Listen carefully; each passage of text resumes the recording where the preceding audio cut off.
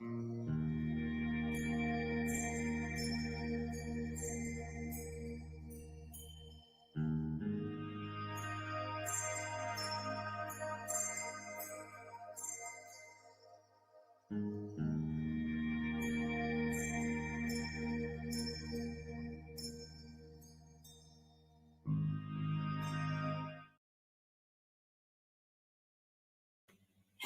hello, hello, hello again. Nice to see that you are here waiting to listen to a very awesome guest we have today.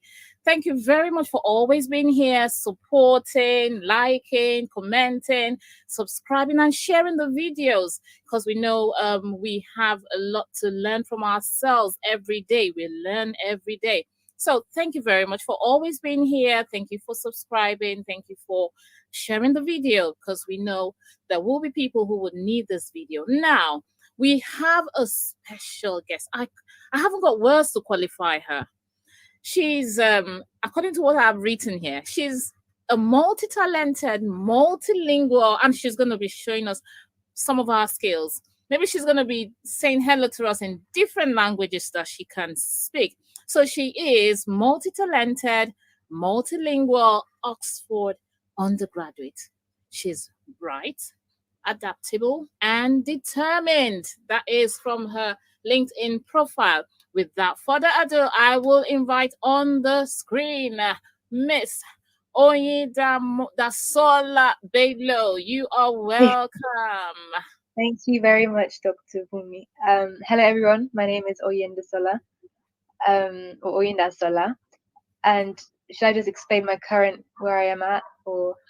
Okay. So, yeah, you can introduce yourself. Before we go ahead, the topic is how to choose your subjects with success. So she's been through it all, and she's just beginning her journey, but she's got a lot of experience to share with us, with the youths who are struggling with, oh, what subjects do I choose? I don't like this subject. I hate this subject. Oh, my parents want me to do that subject. She's here to answer all the questions. So please remember to comment down below if you've got any questions for Oyindasola this evening.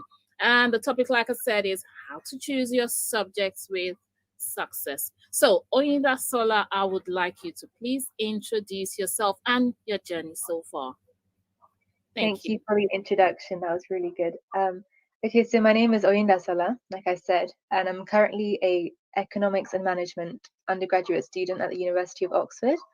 And just to give a brief kind of summary of my academic journey so far, I started off at a comprehensive primary school in a small kind of town in Berkshire. And from then I, sat my SATs and then moved on to a all-girls school in Reading, where I set my GCSEs. I chose for my GCSEs optional subjects, French, religious studies, Latin, and German, along with all the mandatory ones like sciences and maths and English, etc. And I finished from that school with 10 nines. And then I moved to a different school in Oxford for my A-levels. For which I studied maths, further maths, economics, and French. And then I recently just graduated from there with 4 A stars in my subjects, and here I am. Oh, awesome. Thank you. That's a lot of moving around, if you ask me. And you were able to keep on top of this. It is inspiring, I must say. And saying 10 nines, how did you do it? How did you do it, Subian? How did you do that? Can you tell us in one word or one sentence? How did you do that? Hard work. It doesn't take you to be a genius. It just takes a lot of discipline. Yeah. A lot of discipline. Thank you very much. I'm sure people can relate to that. A lot of burning the night candle, if there's anything like that nowadays. Or do I say burning the electricity in the house? Well done. We're really proud of your achievement. So my next question is, at what stage or stages do students take responsibility for choosing their subjects in your educational journey? At what stage in life do you have to start choosing subjects? Because I know there are different stages. Yeah, I say generally in secondary school there are 2 main stages where you choose. and one is just before year 9. That's for your GCSE choices, and then finally at the end of year 11 for your A levels. So generally you pick your GCSE optional subjects end of year 8 to start in year 9. And for that period, it's still quite restricted. So you still have to do your sciences, your English, your maths, etc. But then you get optional subjects like languages, of which I took many, many languages. You have your humanities, which are geography, history, and religious studies. And then you have things like art and things like that. And then when you finish your GCSEs, which is year 11, at the end of year 11, you have to choose your A-level subjects. And for these, you have complete free reign, basically, to pick whatever you like. You generally pick things that you did well at GCSE to continue for A-level, between 3 to 5 subjects. Wow. Okay, that's great.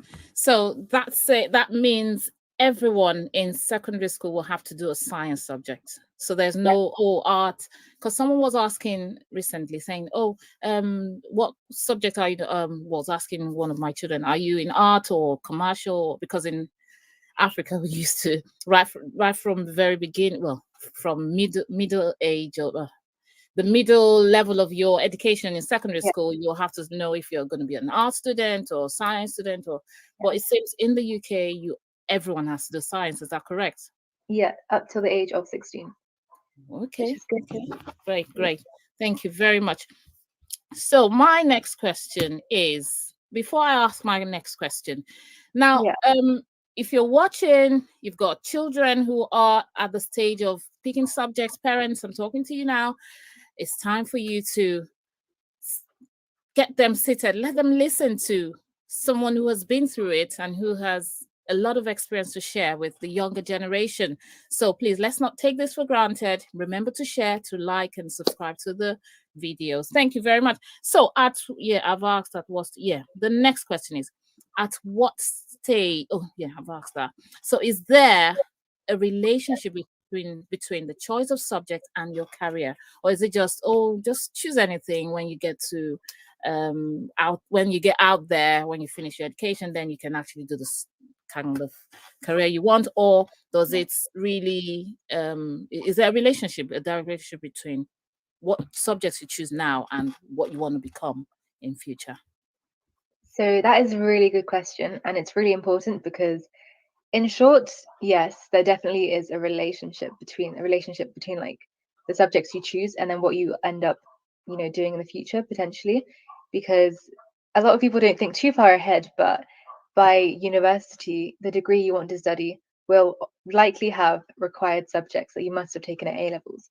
But then to even take a subject at A level, there's a likelihood that you must have taken it as your optional for GCSE. So I'd say for GCSE, it's much broader because you still have to do a lot of subjects, whether you really want to or not. But then you do have the choice of humanities, which are quite decisive for A levels. So if you do want to study geography at university, you need to have chosen it by the end of year 8. Right? So there is that definite link, especially for things like medicine, especially the sciences, basically. You have to have really taken that at each stage. There are some subjects that are a bit more broad, like mine. I chose economics and management. And obviously at GCSEs, I didn't have the option for economics. So I could pretty much choose anything. And I knew I was that type of person because I had maths anyway. And things like law, you don't study law at GCSE, you don't study it at A level. So you have a bit more flexibility in that sense. But generally speaking, you should really think long term when you're picking your subjects, because a lot of people get to A levels and realize that they can't actually study what they wanted to at university because they didn't pick a subject that was required for it. Well, that actually takes me to my next question. Thank you very much for throwing more light on that. What are the common mistakes students make when choosing subjects? Yeah, so that does link. I'd say there are main 5 ones that I've noted down, but my number 1 would be not picking something because it seems boring. And this, I'd say, is more centered towards GCSEs, because GCSEs, even if you don't entirely enjoy a subject, you can still do incredibly well at it. And so for subjects that are really beneficial, like choosing triple sciences or choosing a language, those are really actually quite key in the general world, because employers or universities, or just for your general kind of growth academically, it's really good to choose, all sciences, choose your languages, things like that. But oftentimes people stray away from them because at that moment in time, the end of year 8, they prefer to do something that seems easier. And that actually links me on to my next mistake, which is picking a subject because it looks easy. And that is something that lots of people do every single year. They may pick art or kind of a more practical subject, thinking it's a lot easier. But in reality, it's actually not easier, perhaps in a different sense to like maths and sciences, but it's really, really time consuming. And so I think every single subject has its difficulties and it has its challenges. And you shouldn't shy away from that when you're picking subjects, but embrace the challenge that comes with every single subject. So yeah, picking something that because it seems too boring, or picking subjects because they seem easy. And number 3, which links on to the point I was making before, but being quite short-sighted when picking subjects, kind of just picking a random array of things because they sound good at the time. I think it's really important to know that you will get to A levels, you will graduate A levels. So from year 8, understand the inevitable because it's going to come, it's going to hit you, whether you're prepared for it or not. So really think long term when you're picking your subjects, like what can I actually do with this group of subjects? Should I kind of rearrange? Because worst case scenario is that you can't pursue the degree you wanted to pursue because you didn't pick the right A-level subjects or GCSE subjects. Yeah, and then the last point really quickly is doing things because your friends are doing them. I'd say that's quite a big one, especially in secondary school when everyone's still quite herd mentality. It's really easy to pick it because, oh, my friend's doing it, or because someone told me to. You really need to be quite independent with your studies from an early age because you're all going to go on very different paths, most likely. So pick what you know that you will do best in and that you can push yourself to do well in, rather than just doing what everyone's doing. Wow, yeah, that's interesting. Thank you. You said, number 1, don't pick a subject because it is boring. Don't pick a subject because it looks easy. Don't be short-sighted. And picking subjects because your friends are doing them, you're not going to the same as people going on the train. You're all going different directions. So why just jump on that same bandwagon? So yeah, thank you very much.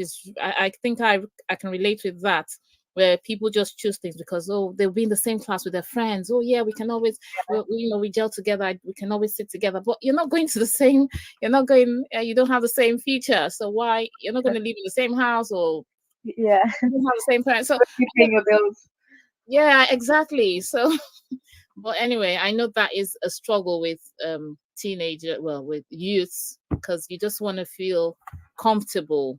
Yeah. But the better you start thinking, the sooner you start thinking wide about where you want to be, what you want to become, irrespective of what friends do, say, or direct you to do, the better for you, because we all have different things in life where we're going, different places where we're going. So that takes me to my next question, because I know people struggle with this. Is parental input or advice necessary for students who are choosing subjects? Is it necessary? If you say yes, why? If you say no, why? Thank you. Okay, so this is a very contentious point, but it is definitely two-sided. It is definitely two-sided. Luckily, I didn't feel the brunt of this because what I wanted really aligned with what my parents wanted for me. So we'd never had this kind of conflict. But I'd say parental input can be really positive because your parents know you often more than you know yourself. From a third-party perspective, they know your weaknesses, your strengths, and they know what life is like out there, and they know what may be beneficial for you that you don't realize at this point in time. They can be your long-term thinkers for you if you are that inclined. However, there are cases whereby parents potentially want to impose their life regrets onto their children, and you will become a doctor because I want you to become a doctor, and just things like that. So I think it's a fine balance, because, for example, I did triple science, but initially I was thinking, oh, can I really be bothered to do triple science? It sounds quite boring. Do I really want to do that? And so I was actually contemplating just dropping one and doing double science.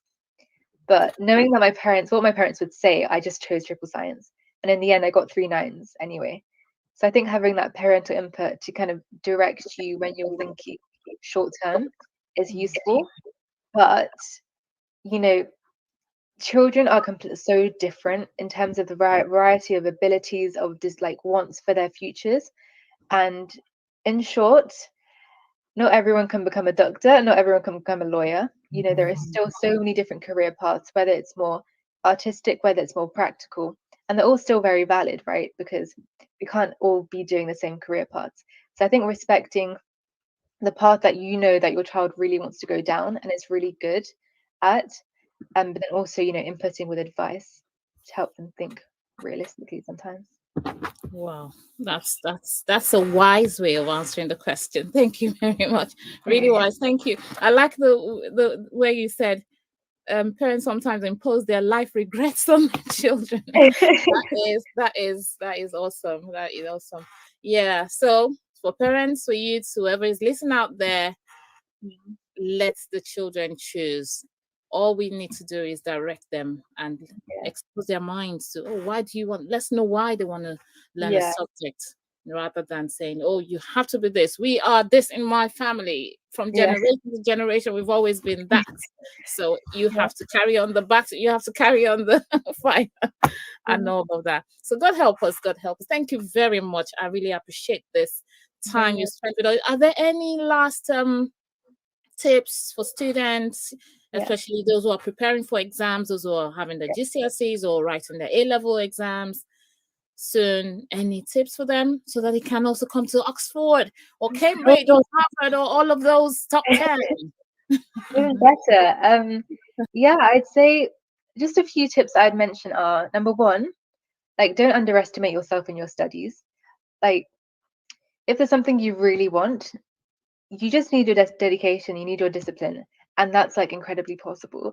I say links on to my next point, which is you don't need to be a genius to get all 9s and all A stars. People kind of rule themselves out of getting these grades because that's for a special kind of person. You're showing my YouTube channel, but actually, in reality, it's not the case at all. People will be getting all 9s who are actually not even as capable as you, but because of their grit and determination, that's what they'll get. It's mostly about believing yourself and being willing to supplement that with hard work. And that's actually what will guarantee your success. Things won't come easy. That's why you sit exams, right? If everyone got 100%, they wouldn't really be testing you on anything. So don't view something that's difficult as impossible, because they're very different things. And difficult is just something that you can overcome. But don't be put off by those obstacles and difficulties. And then I guess I'd finally just say, enjoy school. There will be exams, it will be difficult at times, but everyone tells you, but it'll fly quicker than you think. It really will. So just treasure the good times, see the good in every situation, embrace the challenges, and just make the best of it. Oh, thank you. Beautiful. Thank you very much. It's so inspiring listening to you. Thank you very much for this time. I know you're a super busy lady, and you've got to do some stuff, and like for me to get your attention, it's really divine. Thank you very much for this. Thank you for organizing this. And viewers out there, if you're listening and you have more questions, please write in the comment down below. And one more thing, go to Oyinda Sala's channel. That is her channel there, Oyinda Bello, and she speaks languages. Can you please show off your skills as we wrap up this event? Just show us your skills. Say something to everyone listening, every language you know how to speak. Please, over to you. Merci tout le monde pour avoir regardé cette série avec Dr. Bunmi. 감사합니다. 봐주셔서 감사합니다. Danke alles für uns sehen. Es hat viel Spaß gemacht und ich gar nicht yeah, I think that's all the languages, French, German. Yeah. Whoa. Great. So what are those languages, if I may ask? French, Korean, German, and Yoruba. Just one person. Okay, so that's a challenge. Thank you very much, Inda Sola, for this opportunity. I really appreciate you. And I wish you all the best in the future. I'm sure we're going to be hearing about you more often now, because the sky is not, it's just the beginning. You know, the Lord is going to skyrocket you into greater heights. You're going to dine and wine with the kings and princesses of this earth, and you're going to shine through, shine through, shine through. I believe God has a plan for you, and He will help you, strengthen you, and keep you.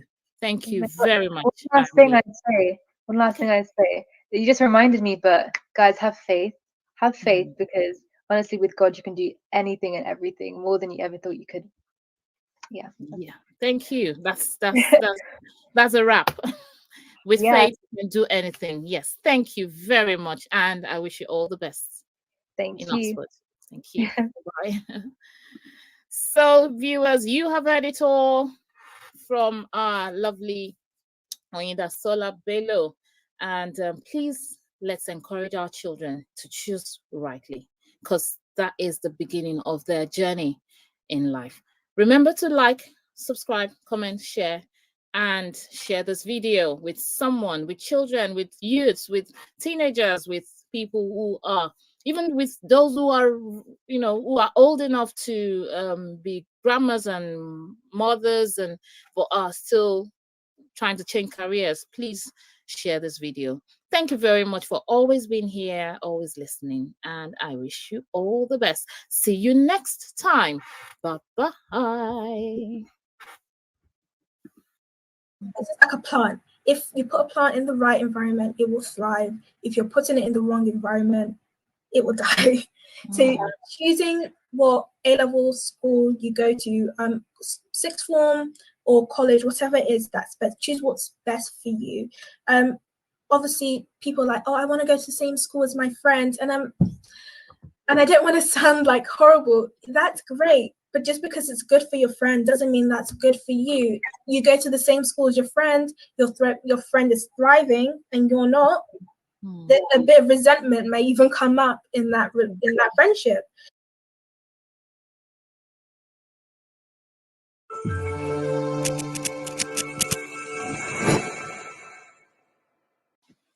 Hello, hello, hello, hello, hello again. You are welcome again to this channel where we inspire ourselves, we educate ourselves, and we inform ourselves. It's nice to see you here. It's nice to know that you're always here to support the channel. And I'm really glad that you found time out of no time to be here. Today I have a wonderful speaker.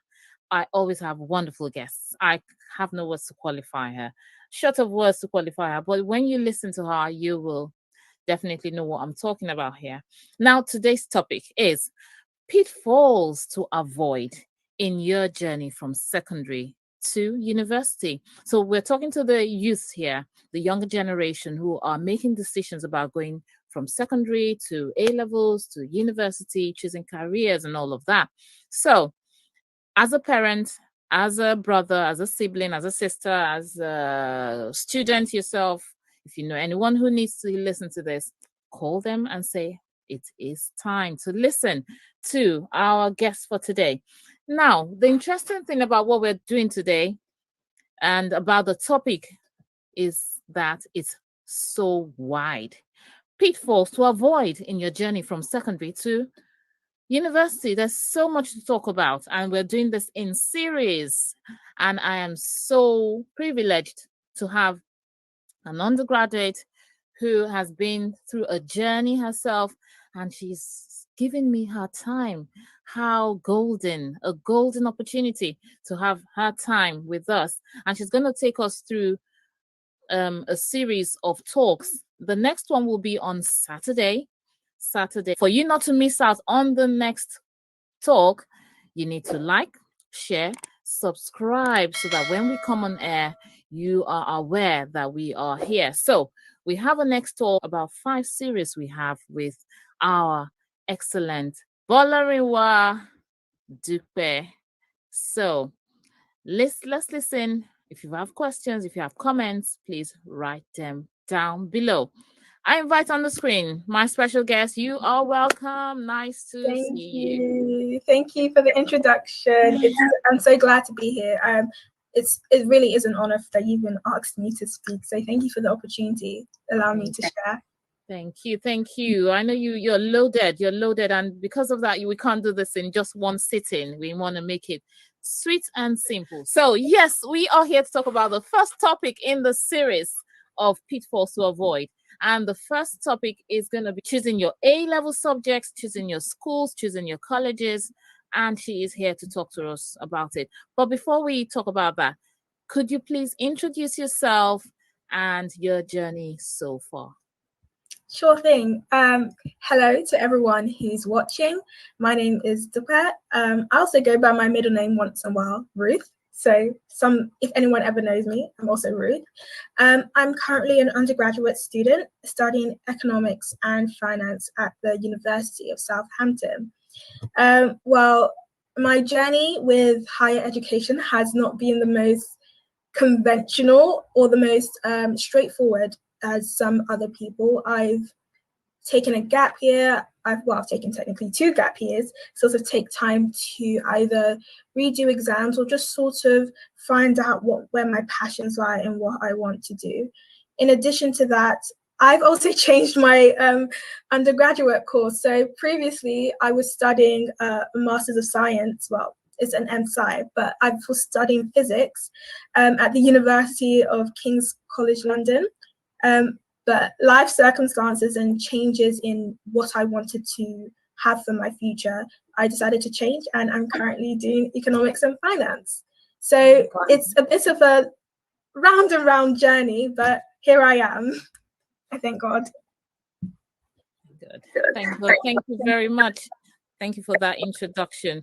And so you're the right person to choose for this because you've gone through it all. So all of the topics we're going to be talking about, and viewers, everything we're going to be talking about today is straight from the heart, and it's based on experience, clearing, gap year, apprenticeship, reality versus ideal, student accommodation, common mistakes. She is here to talk to us about them, and we will be doing this in series, like I said. So watch out for the next one. It's coming up on Saturday. But for today, we have choosing A-level subjects, schools, and even colleges. So could you please tell us about choosing A-level subjects, schools, and colleges? Thank you. Sure thing. So most likely when you're choosing an A-level subject or your college, you'll be doing it at the same time of choosing what subjects you're going to study at A-level. I think I'll start with the subject area because most people tend to, I feel like, know what they want to study more so than where they want to study sometimes. So not to sound cliche, but choose a subject that you actually enjoy and you're actually good at, because it makes life a bit more easier. If you really detest a subject, I don't think you're going to put a lot of effort into studying it, into doing the problem sets, into asking for help. You'll be sort of reluctant to get work done, and that can also reflect in your grades. I know for me personally, subjects I did not personally enjoy, I did not put in as much effort, and that also reflected in my work ethic and my grades. So obviously, common knowledge, choose a subject you like and a subject you enjoy, and maybe even a subject that you're good at. Why not make it easy for yourself? If you excel at something, do it, and it just makes life easier for you. You're not constantly sort of facing an uphill battle. Not to say that you shouldn't obviously push yourself in other areas, but just to make life a bit more easier for yourself. But that being said, if there is a specific university course or apprenticeship that you do want to pursue in the future, most of them will have specific requirements or specific subjects that they want you to study. So I think it's as much as you should choose what you're good at, what you enjoy, also think about, would a certain university, would a certain apprenticeship want me to have studied this particular subjects? So have a quick look at some uni pages. For example, if you want to study medicine, I know they really like it that you have chemistry and biology, in and out, but mostly chemistry, maths, biology, maybe psychology. it's a whole mismatch of different combinations you can choose. But it's always good to do research, look ahead, and sort of tailor that to what you want to do. And I think one thing I'll add to that is also probably try and choose subjects that give you a bit of flexibility for whatever university course or apprenticeship that you want to do. It's all about the transferable skills. So if you're choosing, for example, I say maybe maths or something like that, or like even a physics or a science, what it is, it's that it's not necessarily the topic that you're learning. While some of it is the content you're learning, it's the skills you're developing whilst learning that subject. So if you choose a topic or a subject that allows you to develop a lot of transferable skills, it gives you a lot of leeway and flexibility also with whatever it is that you want to do at university or during an apprenticeship. So things that allow you to develop analytical skills, things that allow you to develop your writing, your creativity, things that allow you to just to be very flexible in all areas of life, I will also recommend. Just to plug it, as I did study it before, physics is a great option. So if anyone wants to do that, I highly recommend. You're doing science and you're doing quite a lot of maths at the same time, 2 in 1. It's a great option.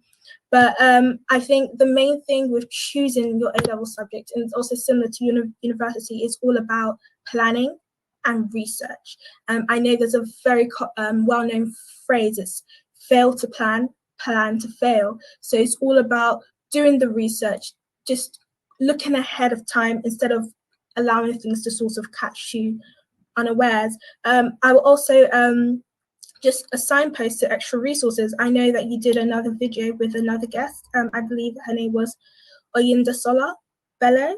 Yeah, so anyone, if you have time, I'll recommend you go and check out that previous video. She gives very good advice and very relevant information, and quite a lot of your other videos. So if you're still getting a bit stuck and confused, I highly recommend other people to go and check out your past videos. I think that would be very useful for them as well. Okay. So you mentioned something about choosing subjects that give you that opportunity for transferable skills.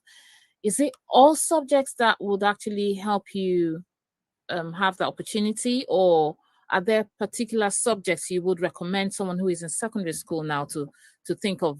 Are there subjects that actually cut across the board? Or because I'm thinking, okay, with music and I want to be a doctor, I don't know if it fits in. I don't know. So what are those subjects? Because now people, secondary school students are choosing subjects and they're thinking, oh, how do I know what subjects to choose in my A-levels that will give me that broad start in life?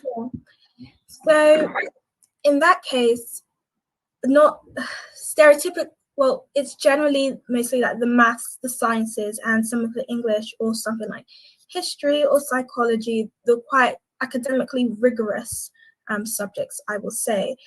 But that being said, that's not to say you shouldn't pursue quote unquote the more creative subjects like music, art, etc. Reason being is when you're applying and you're writing a personal statement, and even just throughout your life, you want to be a quite a well-rounded individual. You don't want to be a person who only is like sits in a box and only has sort of tunnel vision. So if, for example, you have an instrument that you've been playing and you're really good at it, I will say, why not take that in addition to maybe the other required subjects that your future course may want you to take. So in terms of general application, the sciences, the maths, stuff like English literature, history, things like that, I think are generally applicable to many courses. Obviously, some courses do want you to have more specific subjects. But that being said, I think also being a well-rounded individual is something that a lot of people forget that they need to be. So you don't want to just, because saying, oh, because I took art, I'm not, you can take art and be great at maths. And if you take art and take maths, you can, I don't know, study maths and then maybe transfer into data analytics in the future. Or you can go into maybe, you can go and study architecture at university if you do like maths and art.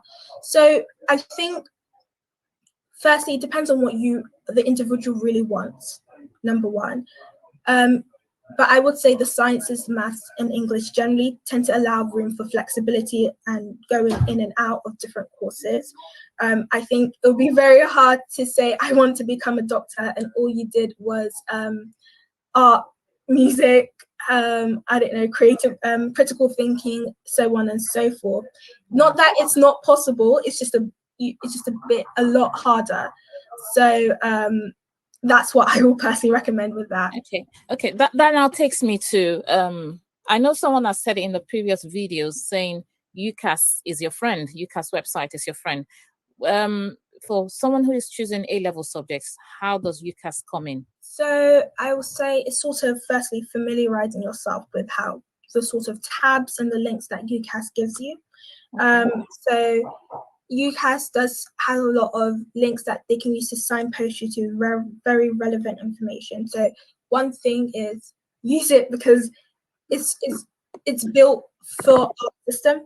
So it's very relevant, and they tend to have very important and relevant information, and they do keep things very up to date. So one thing is, if you're unsure if information is up to date on UCAS, 99.9% it will be up to date. So you can trust UCAS in that sense. Go back to the homepage. Okay. Homepage. I think. Okay, homepage. And then click courses. Okay, courses. And then if you want, let's say you want to stay in England, you've already chosen undergraduate. Okay. You choose your location and let's say England. Options, and then you type in what course you want to do. Okay. So then what this will do is it will bring you up a list of sort of relevant courses based on what you typed in and which universities sort of provide them. Okay. And it will give you sort of a description for each university of how long the course is, if it's a BA honours and things like that. So all you do is then click on, if something looks, oh, this looks kind of interesting, you'll click on it, and then it will lead you to more information where you can read more about the course options. Okay.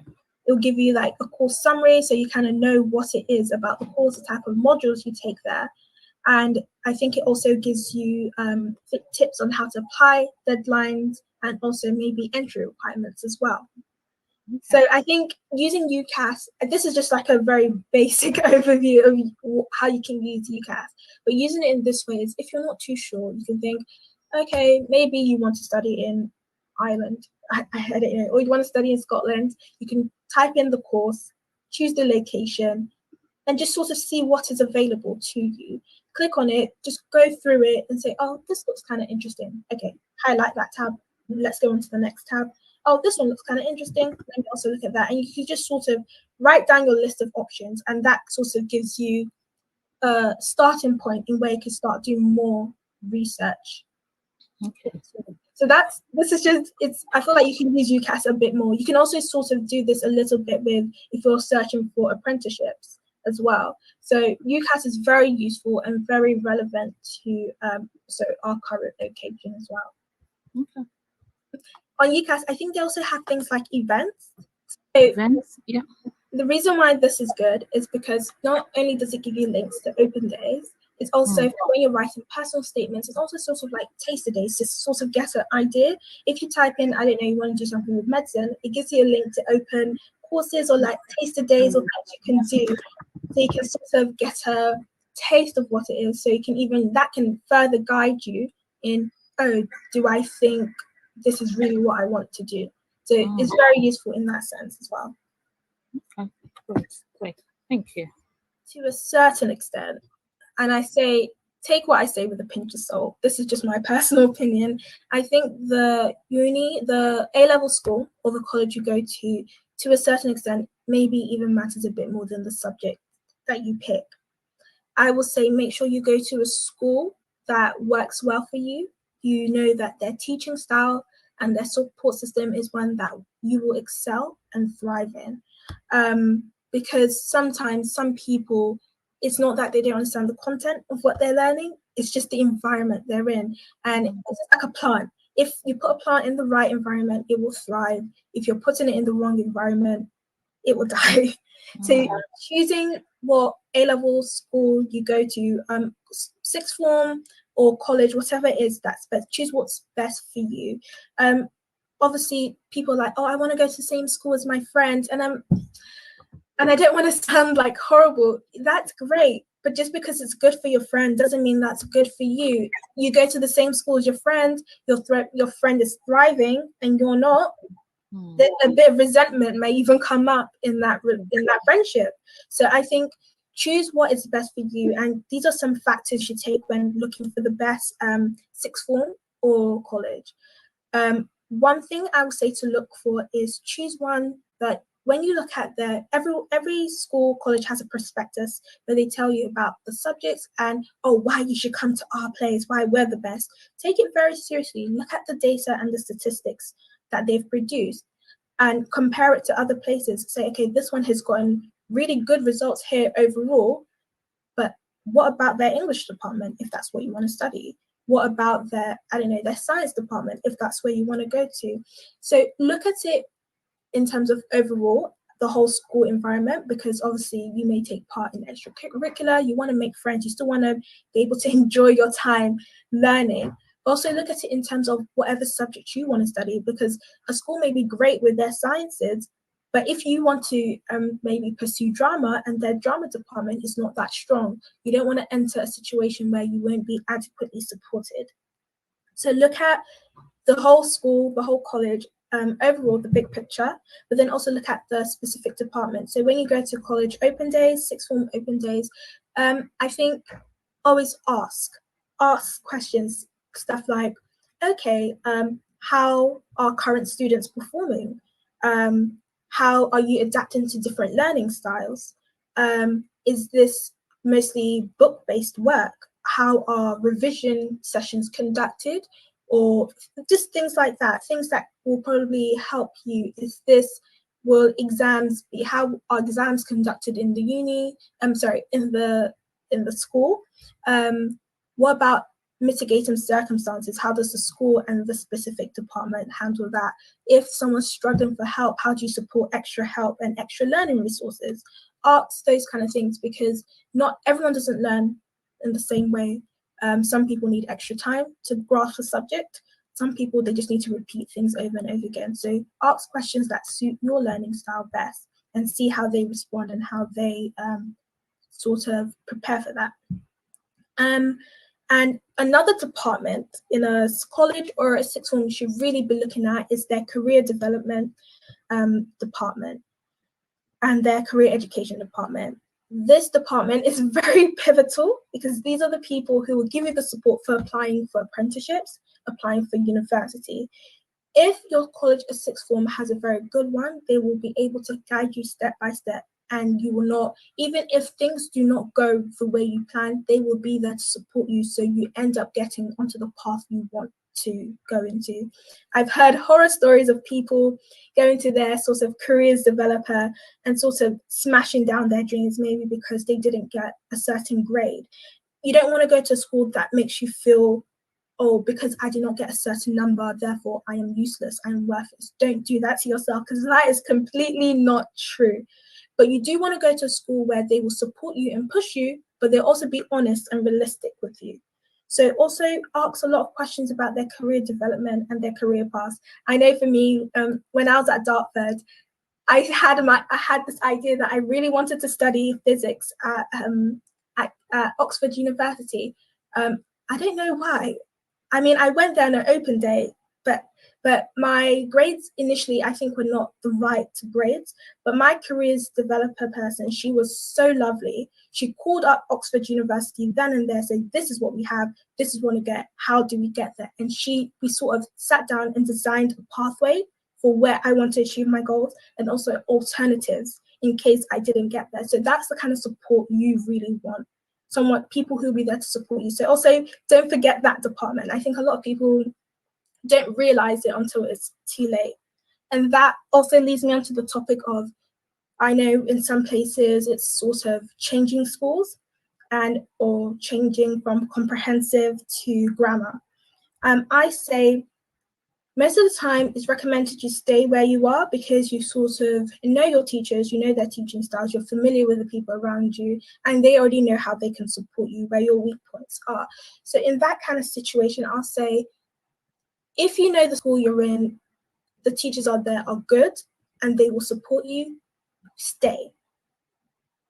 However, if the school's not offering what you really need, in that case, I will say move. But that being said, moving to, let's say, for example, a comprehensive to a grammar school, the only thing I will, like a little side note I will say, is that when it comes to contextual offers, sometimes staying at a comprehensive school may play more in your favor. So obviously they know that maybe your school doesn't have as much resources. They know that maybe you may not have had as much opportunities for maybe extracurriculars, so on and so forth, as other students may have had if they went to, I don't know, a private school or a grammar school, so on and so forth. So staying at a comprehensive school sort of means that you can get with certain things you can get like it's not, I won't say 100% say it's 100% in your favor, but I know if an admissions officer is looking at your personal statement, looking at your grades, and you have practically everything is identical, it's just that you went to a comprehensive school, you did not get given as much opportunities as this other person. I'm thinking they may want to favor you more because they're like, well, this person has practically mimicked what this other person's done, given limited resources. This is a person when if we push the right resources on them, they will thrive. That is what they're sort of thinking. So sometimes changing from a comprehensive to a grammar is sort of a tricky area to navigate. Also because changing schools, changing teaching styles, perspectives. So I would say change if it's in your best interest to change. Do not just change because, oh, the school is prestigious or so on and so forth. Yes, you want to go to a good school, unless the school is going to give you specific opportunities that you need for something else, then I'll say probably change. But if that's not the case, don't put yourself at a disadvantage because some of those teachers already know their students who have stayed on. They don't really know you. So they only have like 2 years to sort of know you, like you, write a great personal statement, write a great reference about you and support you, whilst other students may have had 5 years of their teacher knowing them and knowing the best way to support them. So I will say when changing schools, think about it in that context. Unless you're going to a college, then sometimes that's a whole different sort of ballpark. So wow. I think I rambled with that, but no, it's spot on because you made a very critical point there, especially with the personal statement. They may just give you a personal statement of what they've known you for in the past, just 2 years, whereas you have personal statements from teachers who have known you right from when you first started. They're able to tell, say more about you rather than the generic templates they will use for everyone. And even people who are reading the personal statements will know they don't know this person so well. It's the same thing for you. Just like when students get results and you see that it's the same thing copied and pasted, it's just the names that change for different so that's a good point. I'm sure for viewers listening to this, you're at the point where you're trying to make a decision on moving school or staying at the same school for your A levels. Make sure you're taking the right decision, and I pray God will help you with that. Thank you very much for your time. But you spent so much time. You've given me so much of your time today, and I really, really, really, really appreciate it. We all appreciate it because you have inspired us, you have educated us, and you have informed us. That is the main purpose of this channel, to educate, inform, and inspire. So thank you very much. We look forward to seeing you on Saturday again. So viewers, get ready to tune in on Saturday. Make sure you're liking, sharing, and subscribing. Thank you very much, Ms. Dupre Bolario, for this. No, my pleasure. Thank you. Thank you. See you on Saturday. Oh no, see you on Saturday. Thank you. Thank you very much. So it was nice speaking to an undergraduate who has been there, who is still there, and who is making waves in her field. Can imagine someone going from one course to the other. She has a lot of experience to share with us, and that is why we have brought her on the show. I like what she said, put a plant in the right environment and it will thrive. Exactly. So make sure you're asking questions when you go for that open evening. Don't just watch what they're doing, but ask questions that will benefit you. Thank you very much for watching, and I'll see you on Saturday on the next topic in the series of pitfalls to avoid in your journey from secondary to university. Bye-bye.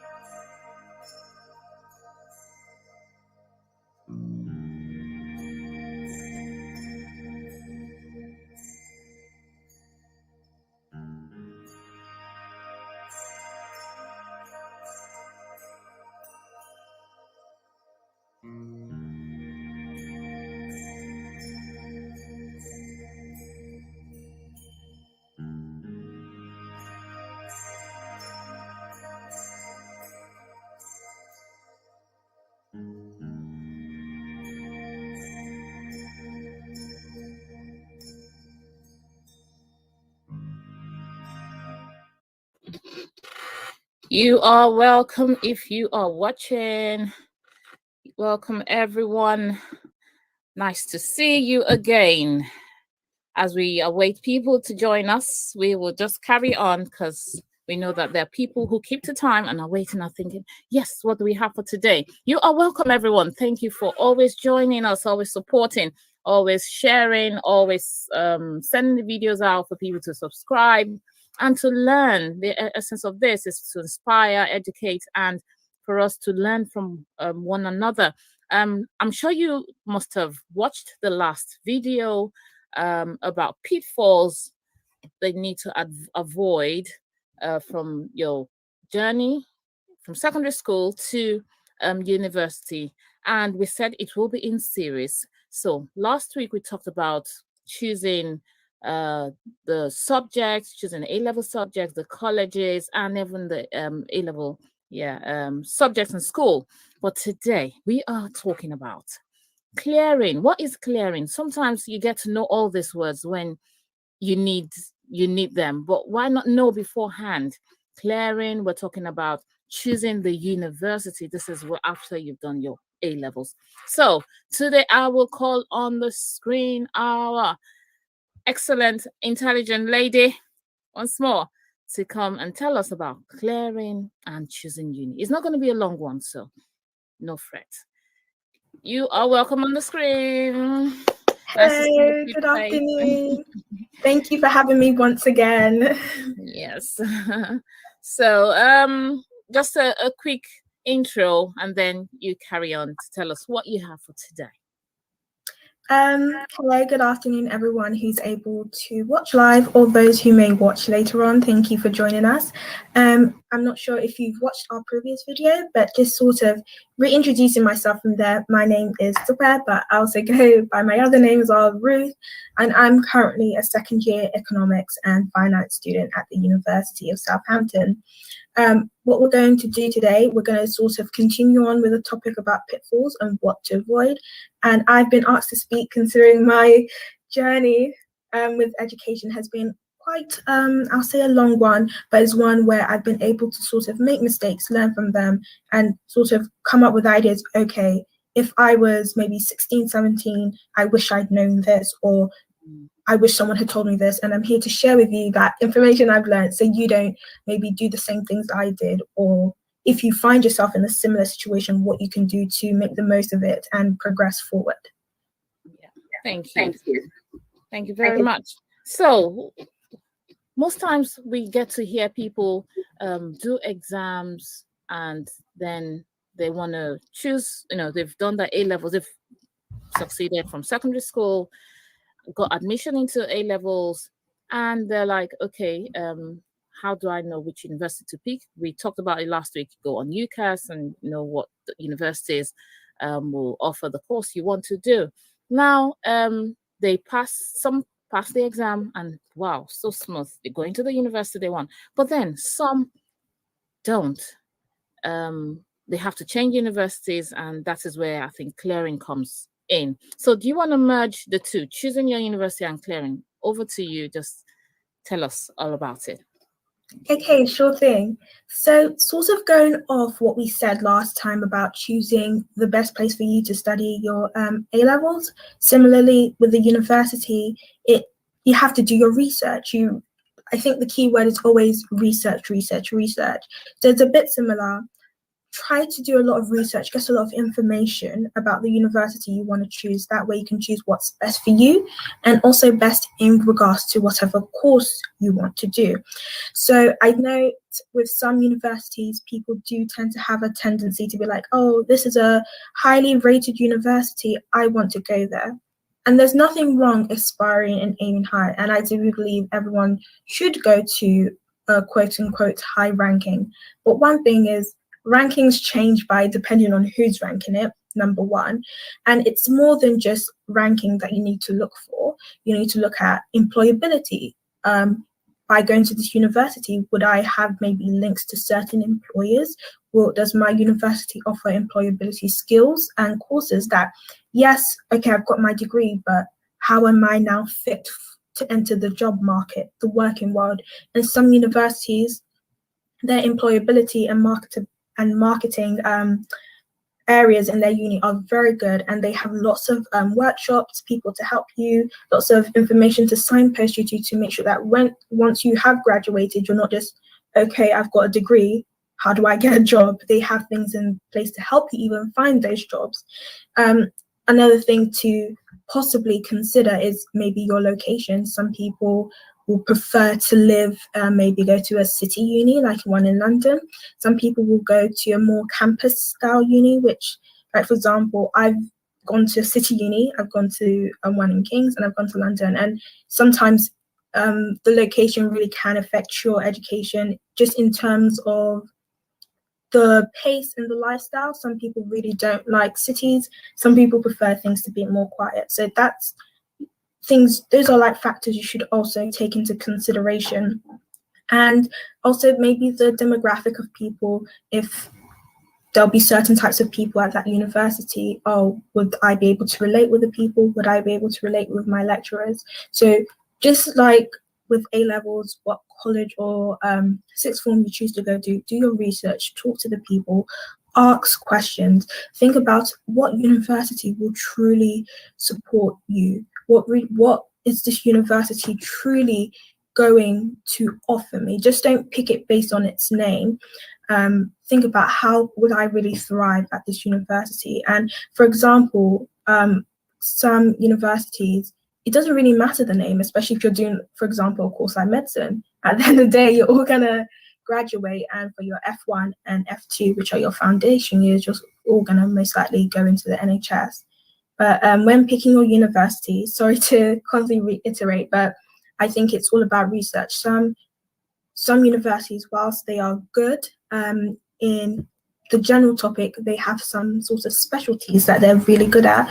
So you may think about, oh, maybe I want to go to this university because I'll be able to research more into this area, and they can have links or give you high-cutting research in certain areas, and you can be sort of experiencing forefront information, which will be very useful depending on what it is that you want to do. So I think those are things you should take into consideration, and be specific about what it is you want to do with your course and sort of what you want to gain out of it. Think about it, note it down, and use that to guide the questions you ask on open days and ask members of staff and faculty. So that's what I'll say, research, research, research. And linking that into clearing, while personally I've never had to go through clearing, I think one thing I will personally say is some people have a weird stigma about clearing, and I think one thing is we should just get that out of the way. There's nothing wrong with clearing. Clearing is a situation where maybe you didn't get offers from the uni from the universities that you wanted, or maybe you did get an offer, but for one reason or another, you maybe did not meet the grades they wanted you to get. So what clearing is you go through a process of contacting several universities, saying, this is what I got. Is there still space, gap on your course? Will I still be able to join and participate? And what clearing does is, and also this links back to what I said last time about having a good, whatever college or sixth form you go to, make sure that their career guidance people are very good, because they will sort of help you through this whole clearing process as well. And what it is that you will just go through, say, okay, this is the course I want to study. Can I get in? Is there space? This are my grades. Some unis are quite flexible. They'll be like, yes, sure thing, this is fine enough. And then you go through the whole process, and they'll lead you in how to sort of send your details in and what you may have to do in terms of accommodation. Some universities may not offer certain courses or spaces through clearing. That may be because they had to maybe take entrance exams, you had to take supplementary exams or tests before you can even get an offer from the course. So not every university has a spot on clearing, and not every course has a spot in clearing, depending on the university it is. So I think the thing about clearing is knowing that it's there, it's available for you in case things may not go to plan. And I think what I like about clearing is some people, going back to the stigma, some people have a stigma about it, but I know people who did brilliantly at GCSE, amazing at A-levels, far better than I did, but they did not even get an offer and had to use clearing. And even when they went through clearing, they went to quite a good rated university, and they finished amazing, came out with a job, had a job offer even before they left university, but she was able to get onto that position, that course, through clearing. So also, I think sorry, just to cut you there, sorry about that. I'm looking at clearing as an opportunity to get for a second chance, because sometimes when people are choosing unis, they're like, oh, I want to be in Harvard, I want to be in Oxford, Cambridge. Yes, like you said, there's aim high. There's no need for you not to aim high, especially if you know what you want. But sometimes people are put under pressure, maybe because their sister is there or their brother is there. They're not considering other factors like you mentioned. So clearing I think is an opportunity rather than a stigma. Opportunity to now, okay, I couldn't get into here because maybe I didn't get a high score, or maybe it's just not the kind of university I want. But my question is, what if you were given the university you wanted when you chose the university, and then after some months, you've kind of realized, oh, actually, I wouldn't want to go to that university again. I want a different one. Maybe for some reason, I don't know, for some reason, you just change your mind. Would you still have to go through clearing if you need to reject what you were chosen for? Assuming you wanted Cambridge and you're like, oh yeah, I wanted Cambridge when I fill the form, but now I don't feel like going to Cambridge again. I just want to go to the next door university, the one next door to me. Would you have to go through clearing, or how does that work? Do you know? What you'll have to do is, firstly, when you're choosing your options for university, when you go through UCAS, because everyone who lives here, and even I believe some EU and international students, I have to double check this information, have to use UCAS. So on UCAS, you pick your firm choice and your backup choice, and that's based on whether or not which one you want the most. So if you got into your firm choice, or even your backup choice, and you realize that actually this isn't what I want, you will have to use clearing to apply to the new university you're aiming for. Whether that university has your course still available, that depends on the university that you're aiming for, or the new university that you want to go to. Sometimes, and it doesn't always work, but once in a while, you may be able to actually call up the university department itself specifically. And if you have mitigating circumstances, or there was a reason why at the very last minute, you're really changing your mind, and you sort of, let's say, tick box all their criteria, that you should get in, it might be worth a chance actually physically calling them up, explaining your situation, and having them sort of look over your application. I'm assuming this will be after results day. Around this time, a lot of places will be quite busy. A lot of admin departments will be busy, so they may not be able to pick up your call, or it may not go through. But I think that is always worth a shot. But what you will have to do is you will have to go through clearing. So I think also clearing is also used for when you've missed the deadlines for certain applications, and for certain unis, even up until, I want to say, late October, sometimes November, depending on the university and the course, you can still actually apply to join that course if they have it available. Like I said, it depends on the course, also it depends on the university itself. So you can use clearing that, okay, I've changed my mind, this isn't the uni I want to go to, I want to stay local. You can call up your local university and try and go through clearing, or if you're really hitting lots of stone walls and you're like, this isn't what I really want, I'm not getting anywhere, it will not hurt to actually call up the specific university yourself. Thank you very much.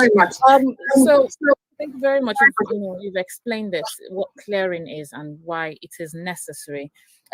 Before I ask you this question on the screen, please could you explain the process of clearing? For example, someone has done an A levels and they haven't been chosen to the university they want. What do you need to do? But before then, I just want to thank those who are online, those who are watching. Thank you for joining us today to talk about this topic, because we know that this is a topic where people just find themselves in it because they haven't heard anything about it before. And we are kind of creating an awareness so that when people are writing exams, they know, oh, what steps do I need to take if this happens, if that happens, or if it goes smoothly, very well done, good. But if it doesn't, what do you need to do? That is what we don't want people panicking because, oh, they haven't made one score or one thing or the other. And so please write your questions in the comment down below, share the video, and Miss Bolariwa will be able to answer your questions. Thank you very much. So yes, could you please answer the question? Could you explain the process? Someone gets their results. From when they get their results, could you please explain? Okay, so from results day, when you'll sort of get a notification based on whether or not you've got into your firm choice or your backup choice. If you didn't get into either, what you'll do is wait for clearing to open. Once clearing open, I'll say a similar process to applying to university as you had to do the first time.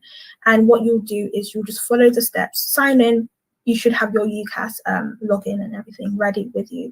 Sign in, and then you'll go through what courses are still open, what courses are still available through clearing, and you'll apply to those and see and hear and wait back and see if the university will take you based on your results. And I believe they may also have access to your personal statement as well. Or you may have to zhuzh it up a bit. I'm not 100% sure. What I would say is if you haven't gotten the results that you want through clearing in first place and you want to go through clearing, it's not a very long process. It's not a very tedious, or it may seem stressful because you're like, oh, my first options have gone, what am I going to do? And if you're sort of putting feelers out to see who will take you, you feel a bit anxious. One thing I'll say is just to sort of honestly relax. There will be an opportunity for you. If you panic, you're most likely to make a wrong choice. So what I'll say is once clearing opens, sign in, log in, go through the forms and the process that they offer you on clearing, fill them out. But even when you are picking options that are still open in clearing, don't just pick an option because you feel like, oh, this has happened, no, still look at the university, look at the options that you still have available to you and go through it and think, can I see myself doing this? Is this what I really want to do? And also one thing I would say actually is if you have to go through clearing is think about the university you really want to go to, because if the course you do end up studying that you got through in clearing is in the same department as your course that you originally wanted. Some universities, and this is a case-by-case thing, but some universities, once you get in, you can just swap courses. Okay. It is a bit of it really is a case-by-case situation. But if your course is within the same department and you're like, actually, I don't really like this course anymore, you can speak to your tutor on your course at your university, speak to your department lead, so on. Each uni has its own rules and regulations about it. But they sort of sometimes actually do allow you to switch courses if it's within the same department, and you don't have to reapply or anything. They just switch courses for you. So that's also one tip I'll give. If, for example, you did have to go through clearing, maybe try and find maybe try and get a course that maybe still be open within that department of your original uni. Like I said, it is a case-by-case situation, so it's not applicable to every course, every university, every circumstances, but most of the time within the same department, especially if it's first semester, first year, they allow you to sort of majority of the time just sort of jump over and switch, especially if it's related courses or slightly similar courses, and they allow you to switch without you having to reapply. And some unis also, it's very, very, very rare, but some unis may even allow you to switch schools of study.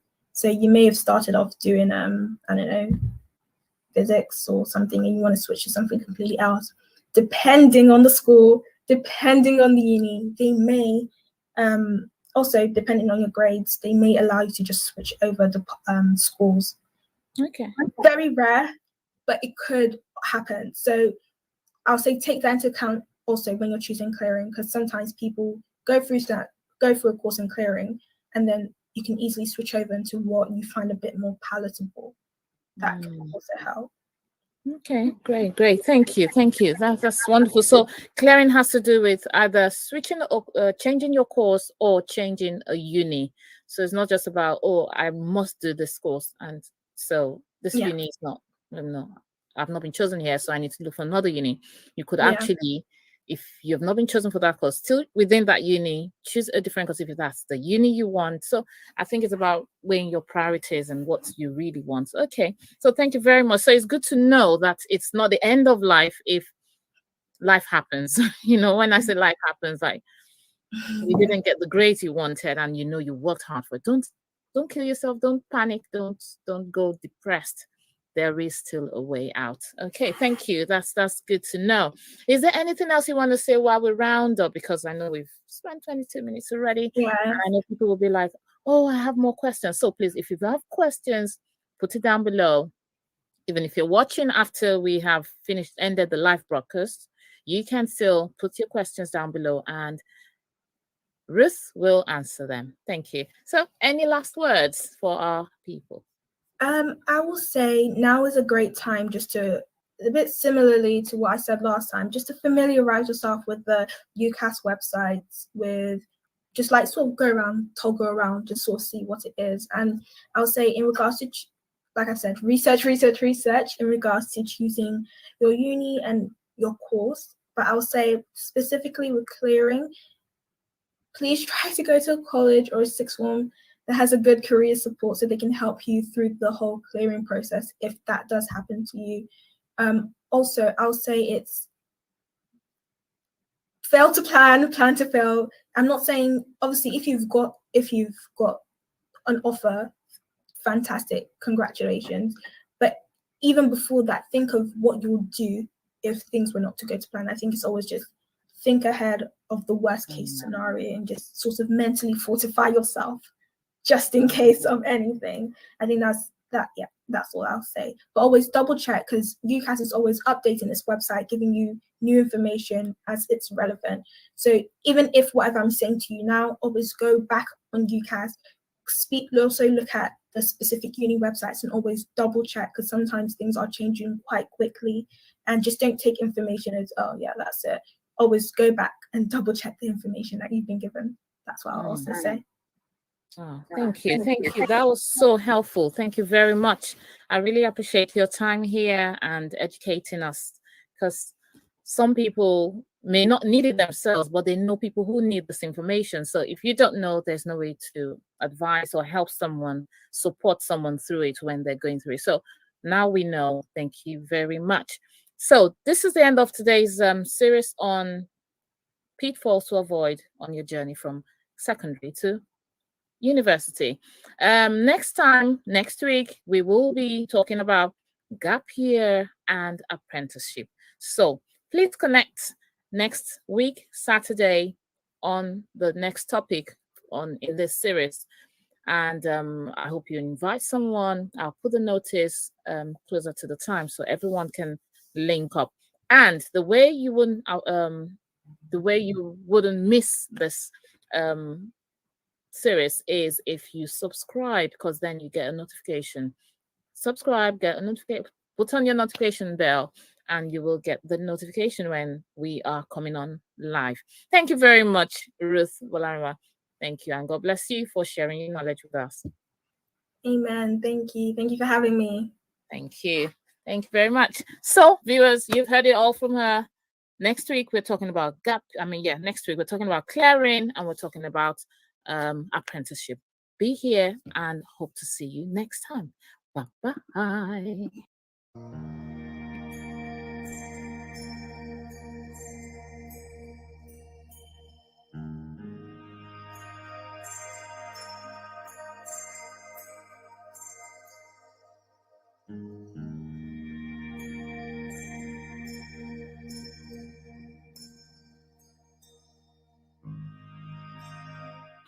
Hello, and hello again. You are welcome to this channel where we inspire, inform, educate, and create awareness about different topics of life.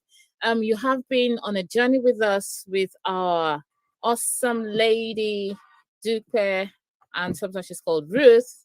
So Dupe Ruth Bolariwa, and she's been educating us about what we need to expect from secondary, on the journey from secondary school to the university, because she has been through it and she's still in it and she knows a lot. If you've watched the first part, the second part, and now the third part, you will understand what I mean. But she's been through a journey, so she's loaded with so much information, and she wants to share her heart with us. And before I introduce her to continue on the topic of pitfalls to avoid on the journey from secondary to university, I would like to say, please continue to share, subscribe, like the videos, and let young ones, let the younger generation who are still trying to find their way or navigate their way in life on what next to do, let them find this video. So share with them and let us create the kind of information we need to know before people kick off in their journey in life. And so without further ado, without wasting much time, I call on the screen my amiable, lovable, awesome, loaded, excellent. Please give me the words. Write in the comment. What words do we use to qualify her? Excellent sister. You are welcome, Dupe. Thank you very much for always making yourself available. Oh no, my pleasure. As usual, thank you for having me. It's great to be here. Thank you. So now, today, the third part of this series on pitfalls is we're talking about gap year and apprenticeship. This might seem like, what is gap year? Maybe they don't even know what it is in other parts of the world, but there's something called gap year on that same journey from secondary to the university. There's gap year, and there's something called apprenticeship. So could you please, let's start with gap year. What is gap year, and when is it necessary, and why do people go into having gap year? So I'll put you on the screen now while I take myself off. Go on, share your heart with us. Thank you. So a gap year, for those who may not know, is when you just sort of take a year off to do something else before going down the most likely the stereotypical route of going to uni. So a gap year is just a year where you take a gap off your normal plans to do something else, whether that's travel, work, or maybe take a rest for whatever personal reasons or circumstances you may have. you can use your gap year for whatever it is that you want to use it for. So the thing about gap years is that most of the time, some people plan to have a gap year before they continue with whatever plan they want to follow. And some people find themselves having a gap year that wasn't necessarily planned. And I think the first thing I'll say is, whether planned or unplanned, one of the most important things to do within your gap year is to keep yourself busy or occupied with something, not just to be sort of wherever the wind blows you. Sort of have, it doesn't have to be very meticulous or very detailed, but have a plan, have sort of a rough outline of what you'll be doing and a schedule at the barest minimum for your gap year. So for some people, they plan on taking a gap year, maybe to travel, to get some real world life experience, maybe see a different country. And there's certain things you can learn by traveling and visiting other places, or maybe taking even a gap year to work, to earn some money, or just to gain some additional skills. Some people have to take a gap year, maybe they didn't perform as well as they wanted to, and instead of maybe going through clearing, they wanted to retake their exams. That's one reason why people take a gap year. So people can use their gap year to do some revision and to go over things and obviously retake their exams. Whilst whatever reason and whatever purpose, I think even if you're going to be retaking exams, even if you're maybe don't have much planned, but you just want to travel, go about, have a bit of a break between A-level and uni or whatever it is, because A-levels can be a very stressful experience. I think is to keep busy and to do something that will develop you, that will develop skills for you and keep you relatively relevant in whatever field you aim to study or pursue in the future. Something that maybe you can have transferable skills in that you can talk about for when you want to go into maybe an apprenticeship, university, or even the workforce. So for example, some people, a very stereotypical thing quite a lot of people do actually is become a tutor during their gap year. So they tutor, you can get paid for that and maybe retake exams, or you could just tutor part-time and have time to do whatever it is that you want to do. Not only are you earning money, you're developing a lot of key skills as a tutor. You're learning how to communicate. You're learning, also depending on what field you're tutoring, and you're learning to be adaptable. You're adapting to your students' needs. You're learning how to create a study plan and how to effectively carry it out. You're able to take information and disseminate it in the most useful and practical way to whoever you're tutoring. And sometimes, as people do tend to work in more like big tutoring companies now, you're learning how to work in a team, to collaborate.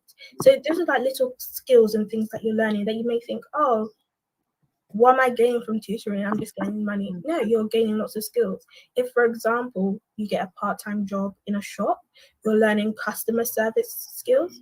You're learning how to collaborate with people that you work with. And depending on what area you work in, you're learning how to maybe even problem solve. If a customer has a problem, if you have a problem, or something has a problem, you'll be able to use your problem solving skills to hopefully come to a resolution. So no matter what you're doing, as long as you're keeping yourself busy and developing skills, those skills will further help you when you go on to either get another job, pursue an apprenticeship, or even at uni and further on down the line. You're just constantly developing your skills. So I think the biggest thing with a gap year is to make sure you're doing something that keeps you busy and is also enabling you to develop skills. If, for example, you're traveling, maybe you're developing language skills.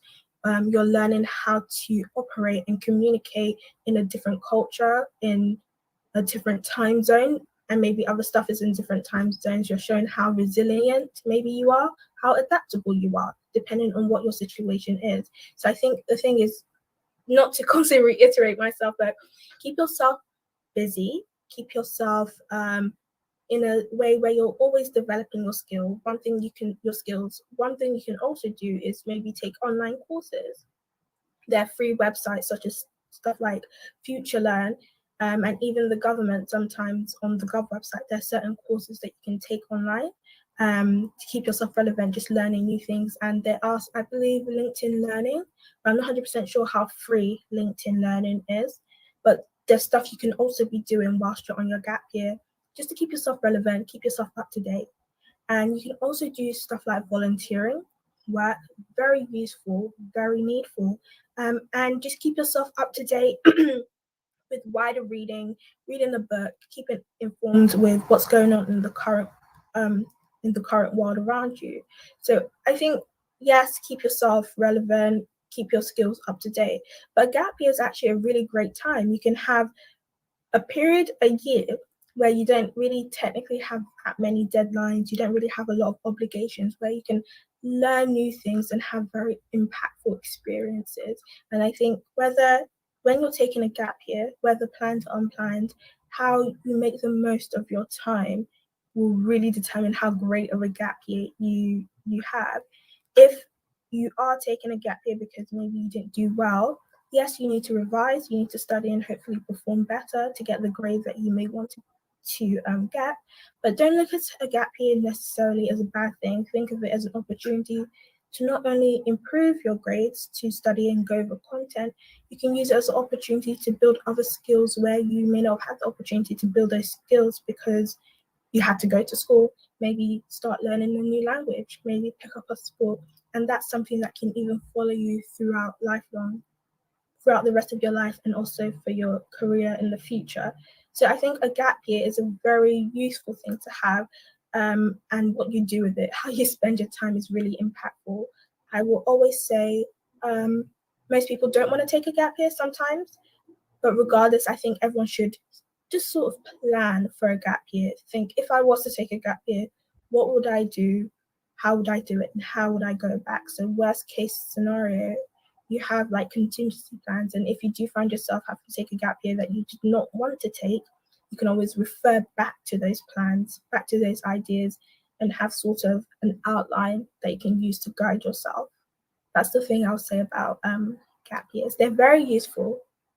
People don't realize, because you have like just a period of time where you don't really have a lot of time pressures on you. So I think it's a very useful thing to have, and if you utilize it properly, it can be a very wonderful, impactful experience. Should I move on? Sorry, I think I was mute there. I was saying something. I said, yeah, thank you. Gap year gives you the time you need to do, so you don't burn out from going to university straight out of secondary school or high school. So that's something in, maybe, is it our culture? Is it our thinking? You just want, oh, let me just do this. Let me just get there on time. I just want to finish. I want to graduate on time. I want to finish education and, keep it aside.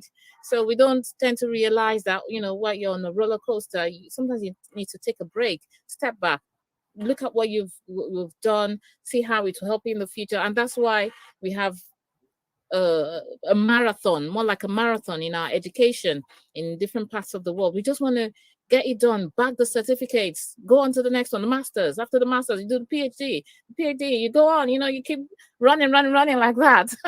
I think we need to take a step back, and a gap year, I think, will really be nice for people to think about what they want to do in the future. Think about your next step. That is what makes people make informed decisions regarding the future, rather than running into something and then you feel, oh, it doesn't work, then you run out of it again, you're looking for something else.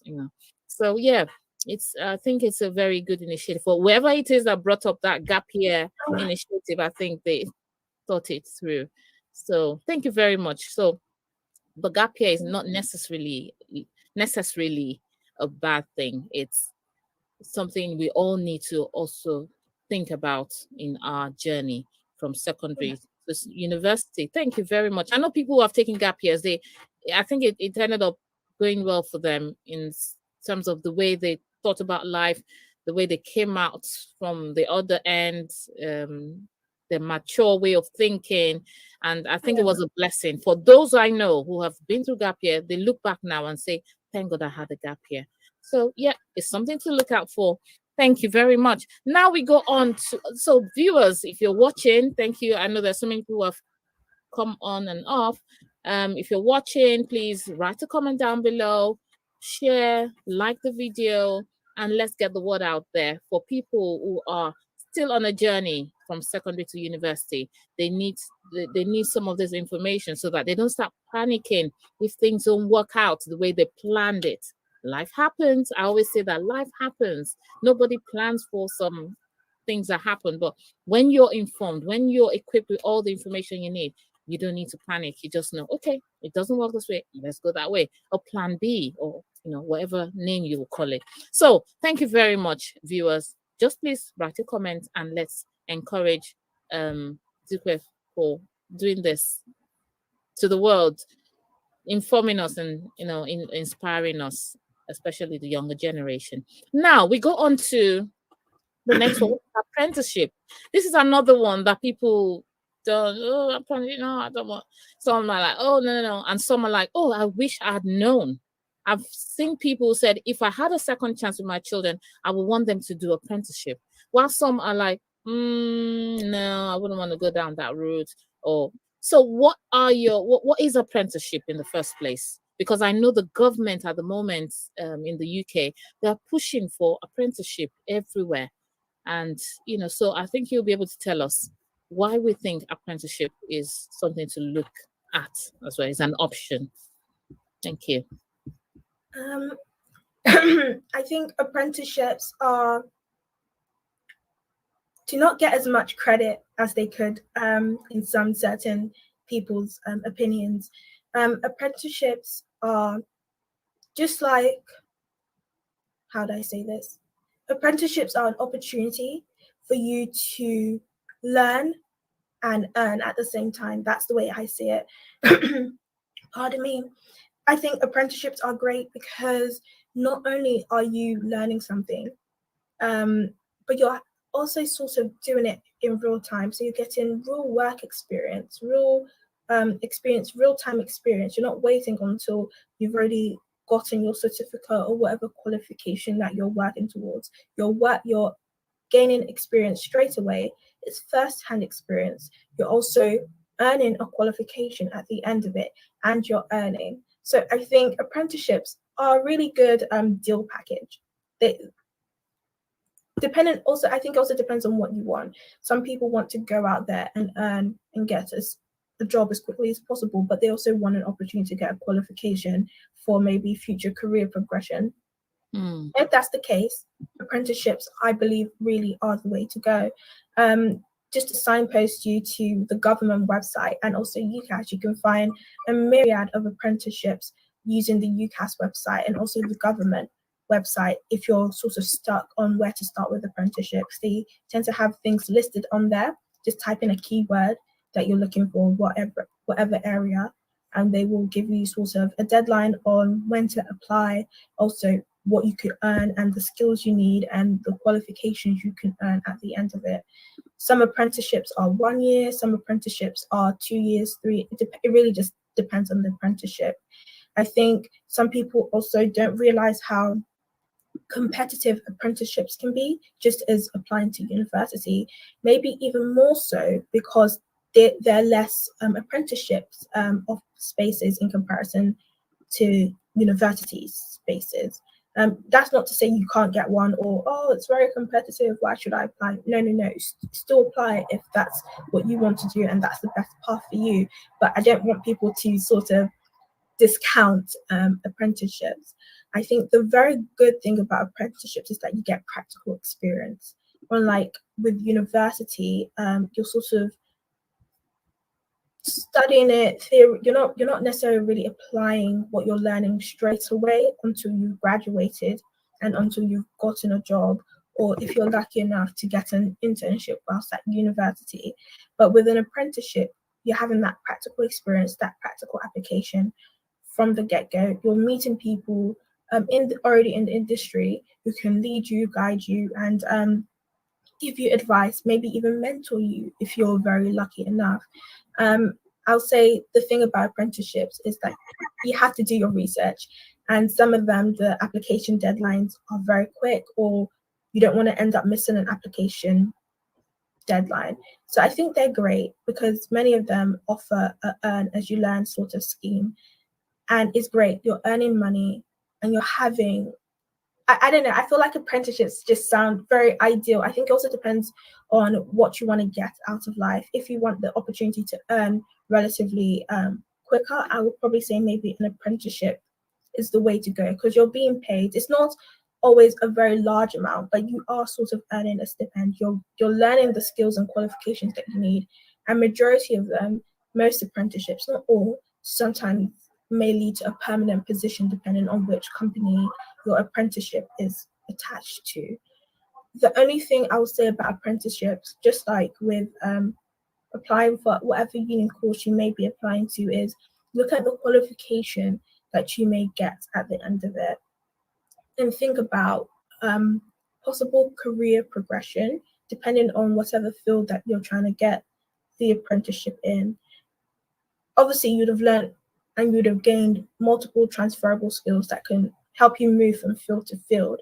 But if, for example, you want an apprenticeship in finance and then the kind of qualification or where you want to be, let's say in the next 10 years, you need certain qualifications. Think about, okay, if I get this apprenticeship and I'm qualified with this, will this allow me to end up going somewhere and ending up with that future career that I want? Obviously, I know I think it's a little bit much for me to say at the age of 16, know what you want to do and know exactly what it is, have like a 10-year plan. It's very unrealistic for me to say that. But what I would say is just most of them have career progression. So just have a look at it and think, if this is where I want to go, how would this help me? It's not set in stone. You can do an apprenticeship and then later go on to do something else. You can do a myriad of things after your apprenticeship and maybe even more things because you've also earned money that you can use maybe towards going to uni or traveling, applying, like you can use it towards many things. So I think the greatest thing I'll say about apprenticeships is that, one, you're earning money whilst you're learning. It's almost like you're being paid to learn to a certain extent. And in comparison to going to university, depending on also how you pay for uni, you're not going to necessarily come out with a student loan. You're debt free and you have a qualification. I think that's the thing people don't realize about apprenticeships. And apprenticeships can lead to a great full-time position. Yeah. So I think that's one thing people need to really remember about apprenticeships. They're just as competitive as applying to university, maybe even more so. So if you're going to apply, you have to be on your A game with certain apprenticeships. And I think the other thing I'll say with apprenticeships is that depending on also the area you want to go into, I'll say an apprenticeship may be the more practical choice for some people. So for example, let's say you want to do something with maybe media. I'm not 100% well versed in this area, so do take what I say with a pinch of salt. But with knowing how to use certain media packages, knowing how to use certain apps, and learning those on-the-go practical skills with an apprenticeship, once you're done and you've got your qualification, versus certain media, going to uni to study media, in my personal experience, I will most likely want to take the person with the apprenticeship because not only do you have the theoretical knowledge, you've had to apply it almost every single day. You've had to do something and you tend to have sort of a portfolio of experience that you can say that, yes, I know how to use this and here is my experience. And I think that's the thing that people forget is sometimes education is great, qualifications are great, but sometimes experience is what is really needed. So apprenticeships give you that qualification, that education with the experience and with the lovely opportunity also sometimes to earn money as well. So I do think a lot of people do need to go more into it. It's more, I think it's easier for you to also, I feel like when you have an apprenticeship, it's not like you're waiting for life to start. Life has already started for you. And I think if you're a person who already knows what you kind of want to do, and you're a forerunner, you're a go-getter, I will also say maybe do an apprenticeship because you're not studying there, doing uni, doing exams, you're on it. You're already moving, and to a certain extent, you'll be because you'll be experiencing things in real life. Sometimes you'll be gaining skills that maybe some of your cohort who went to university may not even have the opportunity to get, because they're not experiencing everyday, day-to-day life in that field. So I'll say apprenticeship, people need to join. Yeah, sorry, let me ask a question there. But before I do, thanks to Speaking Grace TV for joining us here and giving very lovely comments saying, oh, hello, and it's a beautiful discussion. It's very insightful. Thank you very much for always being here. Thank you for supporting. And now, at what stage do people do apprenticeship? Is it after secondary school? Is it after A levels? Or is it at what stage? Is it any stage? I know you've told us about going into UCAS, and if I go there again, I'd actually like to go there again. How do you know at what stage you need to start applying for apprenticeship? Is it, I don't know. So can you please have information about that? So the thing about apprenticeships is that for some apprenticeships, depending on what it is, you can start from once you've left secondary school, because there is a law that says that you have to be in education up until you're 18 or in an apprenticeship. Correct. So if you've done your GCSEs and you thought, actually, A levels are not right for me at this point in time, and you sort of do know where you want to go, an apprenticeship, some apprenticeships you can go straight from GCSEs. However, that being said, there are some requirements for certain apprenticeships, and some of them will prefer it if you do have A levels. So you can also apply for an apprenticeship once you've finished your A levels. So whilst everyone is doing uni applications, you'll be doing apprenticeship applications. It's not better or worse, it's just you're applying. So you can either do it straight from GCSE or after you've done your A levels. For certain fields where there's certain accreditations, sorry, that word always trips me up. Accreditation, yeah. They may want you to have A levels and further studies in that sense, because there's a certain level of maybe mathematical skills required, or a certain level of analytical reasoning or writing skills that they may require of you. Also, because if you're also certified by an awarding body, there's a certain maybe level they want you to be able to do things at. So I will say the best time to go for apprenticeship, I would say, is maybe after your A levels, but not everyone takes the most conventional route, and it's not bad or worse, it's just different. Some people may want to go for an apprenticeship straight after they finish their GCSEs, and that is perfectly fine. But one thing I have noticed is that people who sort of go for an apprenticeship straight away, I think people who sort of really know what they want to do, and they've looked at the different routes there, and they're sort of playing to their strengths and skill sets. So if you're that kind of a person and you feel that maybe further study is not for you in the sense of conventional education in a school, apprenticeships may be a bit more better for you. So most of them some of them you can start from GCSEs, but for some of them, most of them now, they do want you to have A levels, A-level qualifications as well. So you'll be applying to them at the end of college or sixth form. Wow. Well, good to know. Thank you very much, because I would have thought you would normally do it just after secondary school, but now you've said many organizations will want you to have A-level certificates and all that before. And then, before you go into apprenticeship. So that's very enlightening to hear that even the government is pushing people, because I think it's underrated. It's when you think of the pros and cons, I think you have more pros than the cons. Some people might say, oh, why introduce a child too early into getting money for themselves? They end up forgetting about education, and they're half-baked. Some have the opinion that, oh, why not? Because that is all life is about. It's about making ends meet at the end of the day. So you want to start now, and you're learning from it and getting what you need from life through it. So why not? So there are different opinions to that. But I think from what you've said, from what you've inspired us to hear, I mean, from what you've spoken about apprenticeship, I think is something to think about for people who are still in the process of thinking, what do I do next after secondary school? And I'm looking at jobs like I know, like software engineering. You don't want to just do theory and not even know how to actually develop a software and be marketable and all of that. So things that are actually hands-on, that are practical, you don't want to start learning theories about them. Hairdressing, plumbing, I don't think they do that in the university. I think you have to go through a different route, and this is where apprenticeship comes in. Or even and I was checking just of recent, I was checking medicine. I was just curious, can you do medicine as an apprenticeship?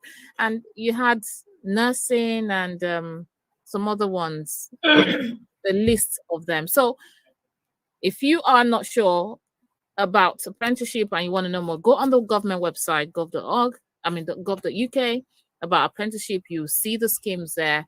The government really wants people to go into apprenticeship. And you can also find information on UCAS for people who are in education already. Thank you very much. Thank you very much for enlightening us and showing us that information. Speaking Grace TV says, yeah, thank you. Yeah, it says a lot of people, young people need to listen to this. Exactly. Yeah, yes. And it's a stage where some people just get to the door of secondary school, open the door and think, what do I actually want to do in my life?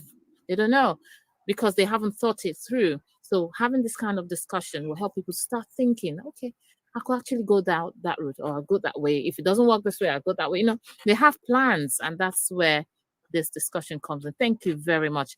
Yes, it's so true. The practical experiences matter. Yes, thank you. So what are your final words we've talked about gap year, we've talked about apprenticeship, and the next time we'll be talking, this is next week, same time, we will be talking about we have reality versus ideal, student accommodation, and the common mistakes and questions people ask. So we'll be wrapping it up next week. Make sure you are there. If you haven't subscribed, if you haven't shared, if you haven't liked, this is your time to do so. And let's get the word out there so that our youths don't start going through mental breakdown, mental disorder, because they are stressed and pressured due to lack of information. That you don't need to panic. You don't need to be frustrated.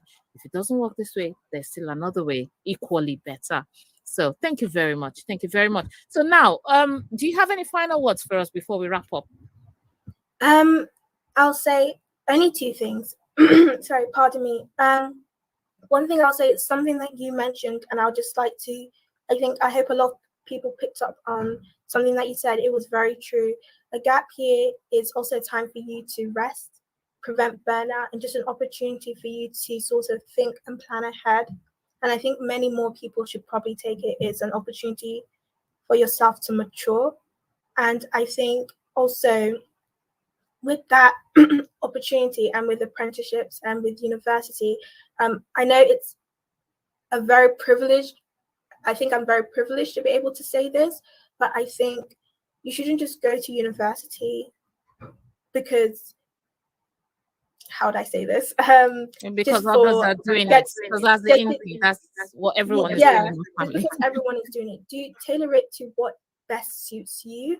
And university, yes, it's an opportunity for you to get a degree and a qualification, but I think most people need to realize that, okay, yes, you've got your qualification and it can help you with a certain career, but it's an opportunity for more learning. So go for it if you really do want to learn more, not just because, oh, I have to do this degree and therefore I must do this and this. Sometimes going to uni for a certain career is not the only route. Like we said, apprenticeships may actually maybe a lot better and a lot more suited for you.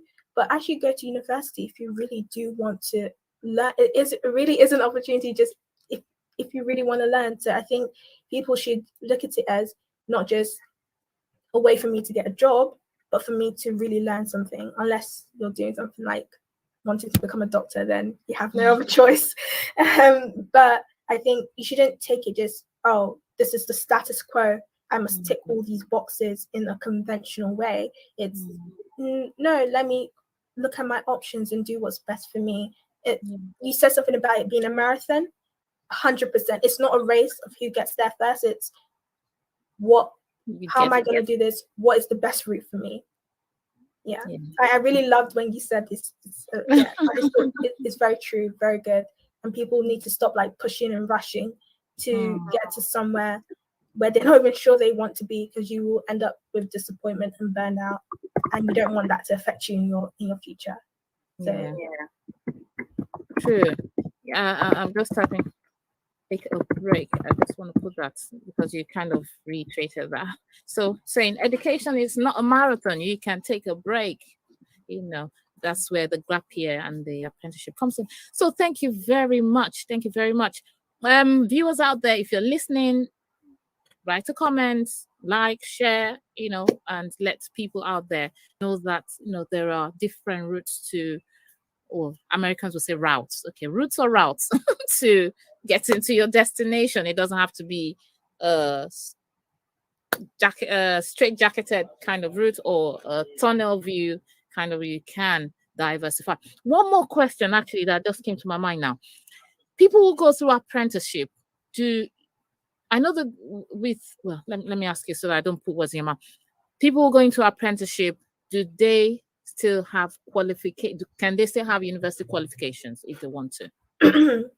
So once you've done your apprenticeship, and you're obviously earning towards a qualification, you will have a qualification. It's not the same thing as having a degree from a university. They are different, and for some places, they're not as equally weighted. So I think that's one thing to take into account. Some places, as long as you're able to show competency for your future job, that's all they really want.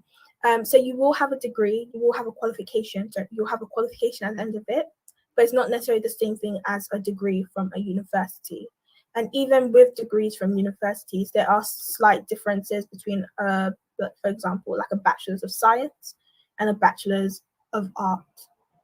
That being said, some universities, some places that hire, they know that people maybe went down the apprenticeship route, so they'll give you an opportunity when you're listing your qualifications to be like, oh, do you have like a bachelor's, or do you have a level 4 qualification in something, or a level 5 qualification in something else?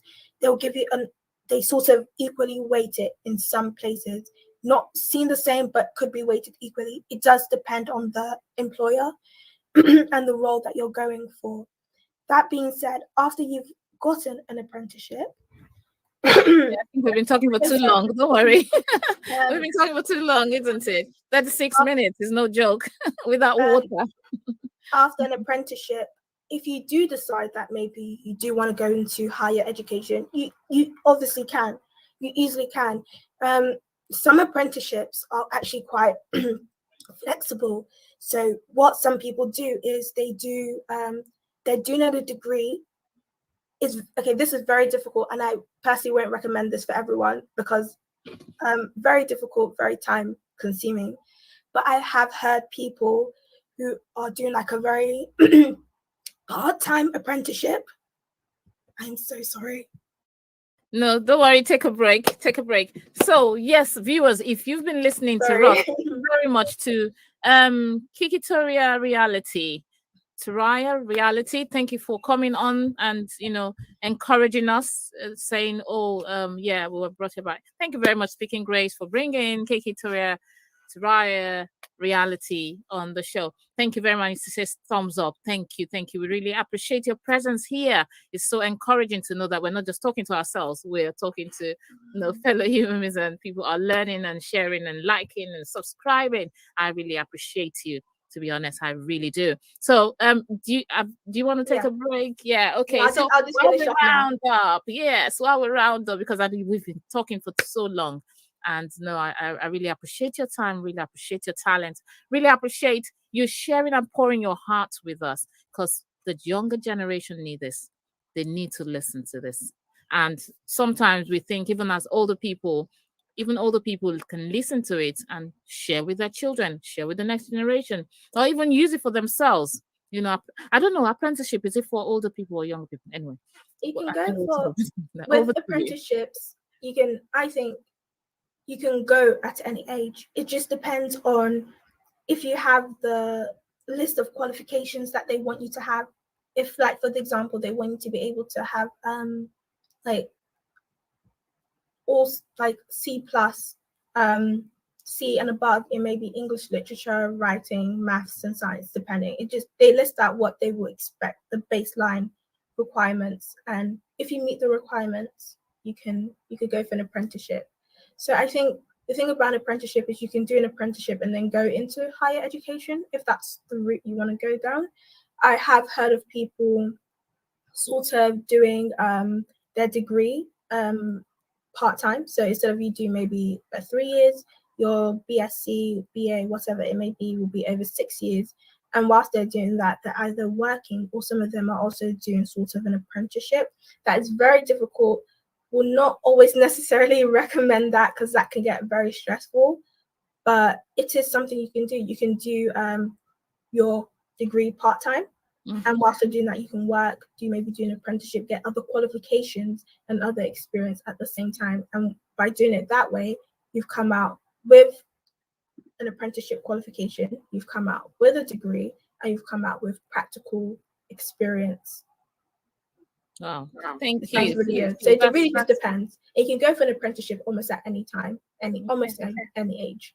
Thank you. Thank you very much. That was loaded. I think I'll let you go because I know you have things to catch up with.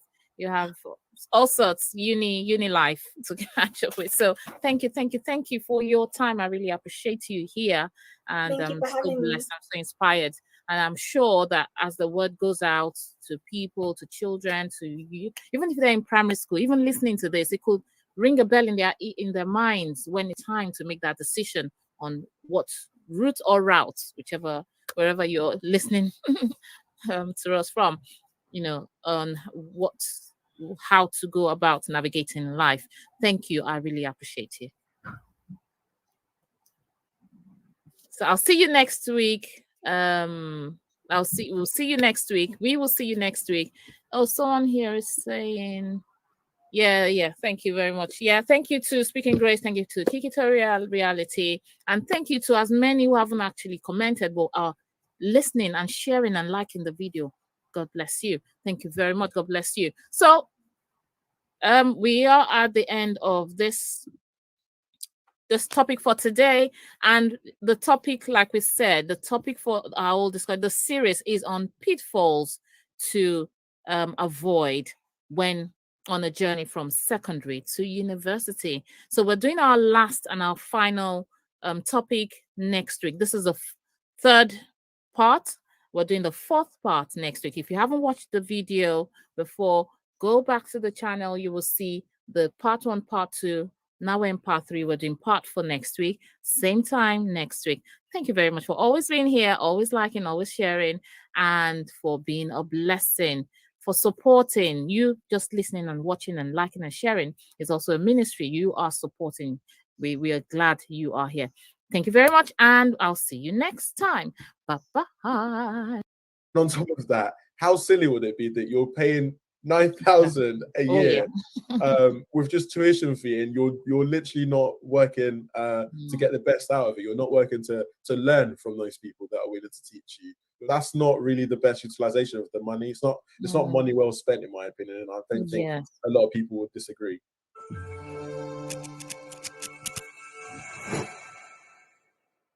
Hello again, viewers. You are welcome to my channel where we learn from one another.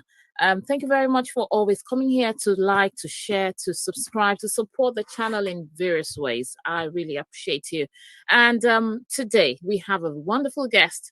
He's when you start to hear him, you will know what I mean by a wonderful guest. And he is someone who has worked very hard for his grades. He has just finished university. He's a software engineer, and he finished with a first class. So you want to meet this this excellent student, I would say, who is now doing wonders, who's going to tell us about how to become an A-star student. So the topic for today is how to become an A-star student. I'll invite on the screen Ridwan Ishola. He is here to talk to us about it. So young ones, listen. And if there's anyone you think needs to listen to this, call them in, share the video, like, and subscribe. I call on Ridwan. You are welcome. Hello, thank you for your time. Hello, Auntie. Thank you very much for the kind introduction. Yeah, it was kind to say the least. Yeah. Yeah. Thank you. So could you please introduce yourself and tell us about your educational journey so far? Yeah, just to add a bit more about what Auntie said, my name is obviously Ridwan, as mentioned. I just finished graduating from Queen Mary in London, and I'm now working as a software engineer. My journey is a little bit like, it's not exactly straight because obviously I didn't just wake up one day and decided to end up where I'm at now. But it's literally when God leads away, like literally you don't need to worry about anything else because literally, I'll take you through my secondary school, from secondary school up till now. So throughout school, I've never been like too sure what I wanted to be. At first, I wanted to be a pilot, but then I started getting too scared of planes. So I was like, yeah, I can't be a pilot when I'm scared of planes. And then obviously decided to work in finance, decided to want to work in IT. But then obviously people in my school, my teachers, they told me that like, people don't really need that skill anymore because everyone knows how to use a computer, but they don't know that using a computer is not just what IT entails. There's more to it than just that. So obviously my mind switched back then. So I decided I wanted to work in finance. But then when I finished my A levels with like all the subjects, deciding to go to university to study finance, one or two things happened where I had to like go back and like sort of like redecide. I had more time to basically decide what I wanted to do with myself because obviously at that age it's far too young to decide what you wanted to do for like 20-30 years. So now I look at it as a blessing, but at the time it was like such a big shock that, you know, I literally have all the grades and like I now all of a sudden I can't go to university. But regardless, I saw it as like a free time and I decided to do something that I've never learned before. So then I enrolled at my local college and started doing software engineering, and I fell in love with it. I was 100% sure that that was what I wanted to do. And obviously, through university, you learn more about the field, you become more knowledgeable, so knowledgeable, in fact, that you end up being a software engineer, as I am now. So yeah, that's a brief introduction about myself. Wow, that's wonderful. So you've been through quite a journey yourself. Yep. You started off with something and then you went off on a tangent. Yeah, exactly. It's a complete opposite. Yeah. And you know, I remember those times then when you know, your aim was to go into the IT field, but then we had teachers who were telling you contrary. Yeah, and, exactly. Yeah, so I believe it all worked together for good, even though they gave wrong counseling at that time. Now I'm glad God made a way. Yes, thank you. Oh, right, thank you very much. Now, what does it mean to be an A-star student? What does that actually mean? Yeah, I had a little bit of difficulty coming up with this because A-star student, even though sometimes you're not getting the grades, but one of it is to do with hard work. But then obviously, let's focus on the grade now. I would say an A-star student is where your dedication is reflected in your academic results. So that's why I started off that sometimes it's not to do with the grades, but in this sense it is. And to go delve into that a little bit more, like with anything, right, you need lots of practice. So for example, the strongest man in the world spends a lot of time in the gym, like to practice to being like the best person. Like when you look at professional athletes as well, the best ones are usually the ones that have practiced the most. So an A-star student is usually one where sort of their hard work and dedication and all this practice that they've put in is reflected in their grade. That's why you're seeing their grades as high as they are. It's not because, oh, they woke up one morning and just like woke up and did exams and like just passed it easily. Some people are like that, annoyingly, but for the most of us, the normal ones, we do have to work hard and dedicate ourselves to like a trade before we can obviously call ourselves the A-star student that we hopefully will become. Wow. Well, I like that statement where you said where your dedication reflects in your results. Wow. Yeah. But are there, in your experience being at uni and being a recent graduate, are there people who actually work very little and still get the results? Well, it depends what you call a good result, because there are some people that just passing is good enough for them. There are some people that obviously they want to get a first. So it depends. But obviously with us, we want to get the best, right? So getting a first, you do need to put your graft in. You do need to dedicate yourself in your field, in your studies, and you do need to fall in love with it as well. I wouldn't say that it's easy this is not GCSEs now. You would not just get by just coasting. Obviously, to get the top grades, you need to work hard, but you can pass. I'm not trying to give like the wrong sort of advice out. You can pass. You won't get the best grades, but you can pass. You can get the bare minimum by not dedicating yourself. But then that would be a waste of time, wouldn't it? Because what's the point of spending all that money and all that time? 3 years is not a joke. Not trying to be the best, not trying to get the best grade that you can, right? Great. So you say you can get the bare minimum if that is what you really want to settle for. But if you want to, whatever is worth doing at all is worth doing well. Thank you. That takes me to my next question, which is, why should any student aim at excellence? Is it really important from your experience? It is very important, and I think everyone should make it a goal in whatever they do to aim for excellence, not just in education. But for now, since we're talking about education, it's very, very important for you to aim for excellence. And I'll give you a few reasons why. So in education, it's one of the rare instances in life where you actually get taught for free, especially in the UK. But let's take away the money now. You're getting taught by someone that knows a lot more than you.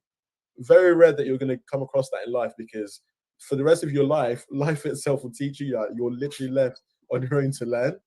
But then in the UK, we're even having the added advantage that it's paid for us. Imagine that. That's literally like someone giving you a service. They're providing you a service to teach you, to make you a better person, and they're doing it all for free, basically. So why not just make the best out of that? There are people out there trying to get the same opportunities that you're having for free.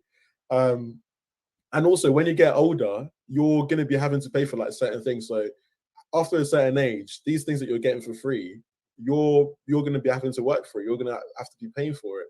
So it's very, very important that you aim for the best. You aim for excellence when you're actually giving it, like the service is being provided for you, because then that's obviously a wiser decision, because you're using the time a lot better. You're using the resources a lot better. And obviously, like the grades or the outcome of it obviously speak for itself when you actually aim for excellence, because you're getting the best sort of grades after that. Okay, thank you. Though you mentioned learning for free, I'm not sure about that, because you pay at university. Obviously, you need to pay for it. Yes, but the main point here is that striving for excellence is very, very important, because it's the best way to utilize your time and whatever resources. And on top of that, how silly would it be that you're paying 9,000 a year with just tuition fee, and you're literally not working to get the best out of it. You're not working to learn from those people that are willing to teach you. You're not willing to sort of like involve yourself with like the subjects. That's not really the best utilization of the money. It's not money well spent, in my opinion, and I don't think a lot of people would disagree. Sure. Thank you. Yes. So what do you think, in your opinion, are the tips you will give to students to become the best version of themselves academically? If there are ones that don't want to settle for less, they want to aim high, they want to get to get their goals, they want to get their grades, they want to get the best of jobs. And so what advice will you give, or what tips will you give to them to become the best version of themselves academically? Yes, this is a very good question, and feel free to add more in the comments as well. But one of the first ones that came to mind was asking questions. This is like not actually that hard in practice, but in your head you make it bigger than it is, because you get shy that this person's going to think I'm not smart, or they're going to judge. But asking questions is the best way to become the best version of yourself, because sometimes there are people that are already there, and they would literally imagine trying to find a way, and someone already knows the way and actually has access to a shortcut. That's literally what it is like asking questions. So instead of having to go through like the process of suffering of not knowing, you ask someone that already knows, like your teacher, and they obviously lead you through the right way. And the second one is learning from others. So not only can you learn from your teacher, you can also learn from your friends. In your friendship group, there's always 2 or 3 people, at least one person that knows a lot more than you do. Those people, absolute gems. Learn from them as much as you can. And that sort of links a little bit into the next one, which is don't be disheartened when you don't succeed. It's very, very easy to become disheartened when your friends are getting better grades than you, or you're putting in a lot of work and you're not getting the grades that you think you deserve. And that could actually lead you to give up and give up the hard work, or you won't enjoy the fruits if you give up at that point. So do not be disheartened at all. And that's the next point. And the next one is practicing. So as I mentioned earlier, most people that are the best in what they do, they practice, they spend hours and hours practicing. And there's a golden rule of the 10,000 hours point, where you become an expert at what you do. But I'm not sure how true that is, but it's just like a general rule of thumb that people believe. Practice is important at being good at anything. And lastly, this is a very key one, because it's very hard to practice something or spend all this time on if you don't treat it as your passion. So the next thing is to treat this as, you should fall in love with it. Basically, you should see a good reason why getting a good grade is worth it, because if you don't, then you're going to find it harder to spend all that time, and you won't be motivated to do it. So treat this as your passion. True. Treat it as a passion. Thank you. Yes, a lot to talk about, I'm sure. So viewers, you're listening, what are your tips? Maybe you've gone through, being an undergraduate and you're now a graduate yourself, and you've got tips as well that you want to add to it. Please feel free to add in the comments down below. Share the video, like, and subscribe. So we would like to hear from you. Thank you very much, Ridwan, for giving us those tips. I'm sure there's so many more, and people are going to be writing in the comments. And if you've got any questions for Ridwan, you're struggling with a particular question, you're thinking, I tried this, I tried the questions, but then I got bullied, or I got you might have a bad experience with asking questions, or maybe you don't even know how to ask questions. You can ask start by asking the question of how to ask questions in the comments. So, and Ridwan will be ready to answer you. What are the difficulties or obstacles to performing excellently? Yeah, that's another key question. And I think a lot of people would agree that the first point I'm about to mention is probably one that a lot of people, they probably suffer from at some point. And that point is procrastination. So it's very, very it's painful when you look back that the amount of progress that you'd have made when in your mind you haven't just pushed off that work or that assignment to, oh, I'll do it tomorrow, or I'll do it next week, or I'll do it next month, or I'll do it when I come back from eating, or I'll do it when I wake up.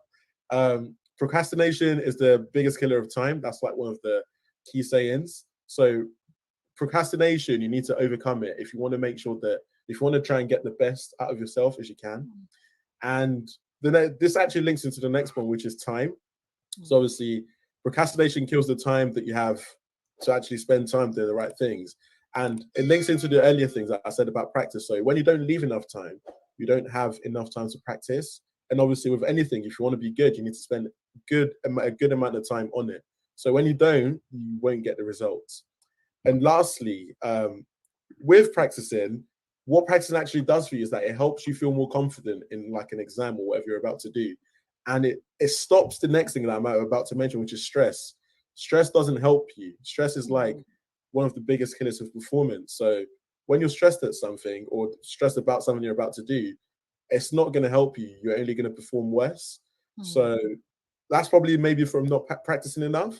So this is this is like the reason why it's very, very important to practice, because it stops stress. And obviously it's a better way to manage your time. And it shows that you're not procrastinating, right? Yeah. Good. Thank you very much. Thank you. You've hit the nail on the head there with all that you said. Thank you very much. And I'm sure there are viewers listening and thinking, oh yeah, actually, maybe this is why I get stressed. I don't practice enough, or I don't give enough time for this and all that. Thank you very much. Yeah. So what advice do you have for people who say, oh, this person's method doesn't work for me because I am a night owl? Another one says, oh, I am an early bird. What's your opinion about that? Yeah, my opinion is absolutely find what works for you. There are some people that truly they only work the best at night times, and there are some people that as soon as they wake up, their brain's firing up and they're ready to work. Find what works for you. But I'll give you one advice though. If you are a night owl, don't try and study on your bed. Do not. Make sure you're like in an environment where your learning is going to be encouraged. So maybe in a library. I'm not. Maybe you live on campus, for example, and your library is not too far away, or try and do it somewhere else that your bed isn't, because although you're a night owl, your bed's also calling you at night. So yeah, it's just something to be careful about. I remember anytime we corridor, where are you? It's like, I'm in the library. Always in the library, sleeping in the library. I'm sure. Because I think, do they allow you eat in the library? Anyway, thank you very much. It was nice speaking to you. It was nice having this chat with you, and I'm sure this video is going to be useful to as many that are have been thinking, oh, how do I excel in this? And there's so many videos to come about A levels, about gap year, about so many other things that people are asking questions about. So thank you very much for this time you spent with us, and I know you need to rush back to do some other things. Thank you. Thanks for having me. Thank you very much. So there you go, viewers. You've heard it all, and I'm sure you've got questions, you've got comments. Please write them down below and let us share from your own experience or from your own tips. Thank you very much for listening, and we'll see you another time. Bye-bye.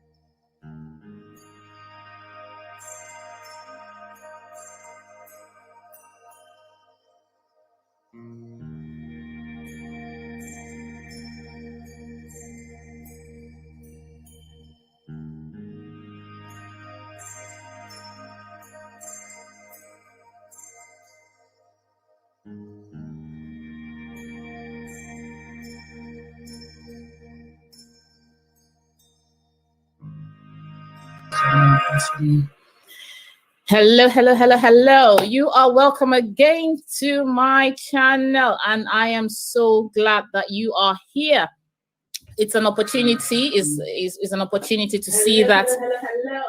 Sorry, I've got feedback. Yes, it's an opportunity to see that God has been merciful to us. We are alive again to see a brand new day. And today we have someone very special. I tell you, she is special. Number one, she's going to take us through the journey of education, all the way from nursery to tertiary, even to choosing a career. And the topic for today is choosing a career pathway. And she's so good. She's a teacher. She's an educator.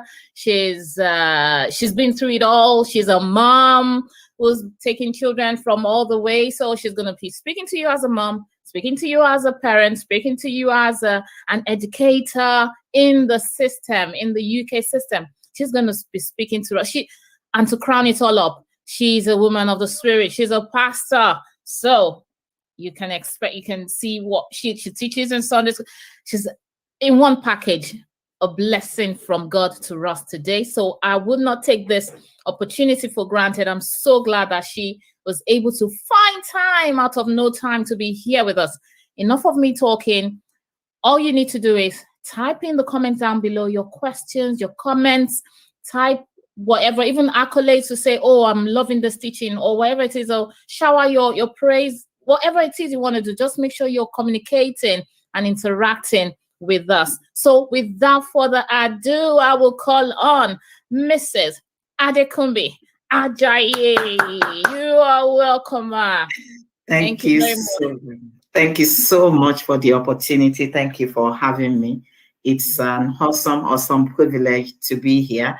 I have known Sister Dr. Bunmi for ages, and she has been an amazing inspiration, amazing help and encouragement to me, to my family, and even to our ministry. And so I'm really very excited to be here.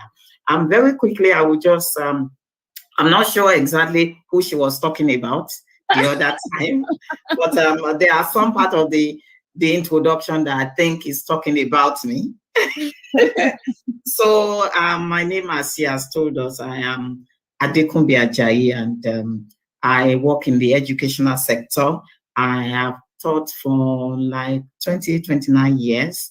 I'm privileged to have 2 biological children of mine and loads of other spiritual children.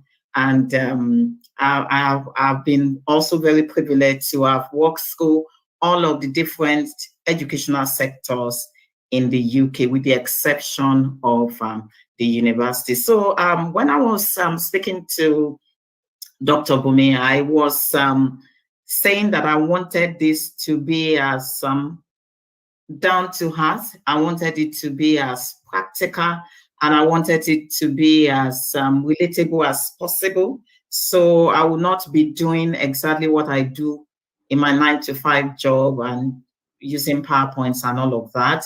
I just wanted to speak from the standpoint of a parent, and also speak from the standpoint of somebody that has been privileged to have worked with young people for ages, and also speak from the standpoint of an educational practitioner. And so, because that's a lot that we want to try and cover, I've decided, so that we can kind of stay focused, I have decided that I will divide this discourse into 3 portions. So we will look at the theme and the title of the meeting, which is choosing a career. So first, we will look at what we need to do, how we need to go about choosing a career.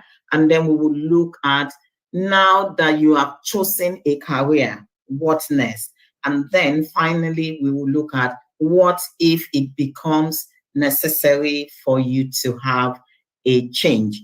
And so, like I said, I'll kind of nip in and out of my different role, maybe as a parent, as an educator, a trainer, and somebody that has been privileged for a huge part of my own adult life to be able to work with young people. So we will start off by saying, I want to say very upfront that whether you have a biological child, or whether you have an adopted child, or whether you are just having an oversight over a child or a young person, I want to say fantastic well done to you, because it's a very big responsibility that you have taken on, a very big and challenging role that for most parts of your lifespan, you will still continue to do. So, and I want also to say upfront, cut yourself some slack.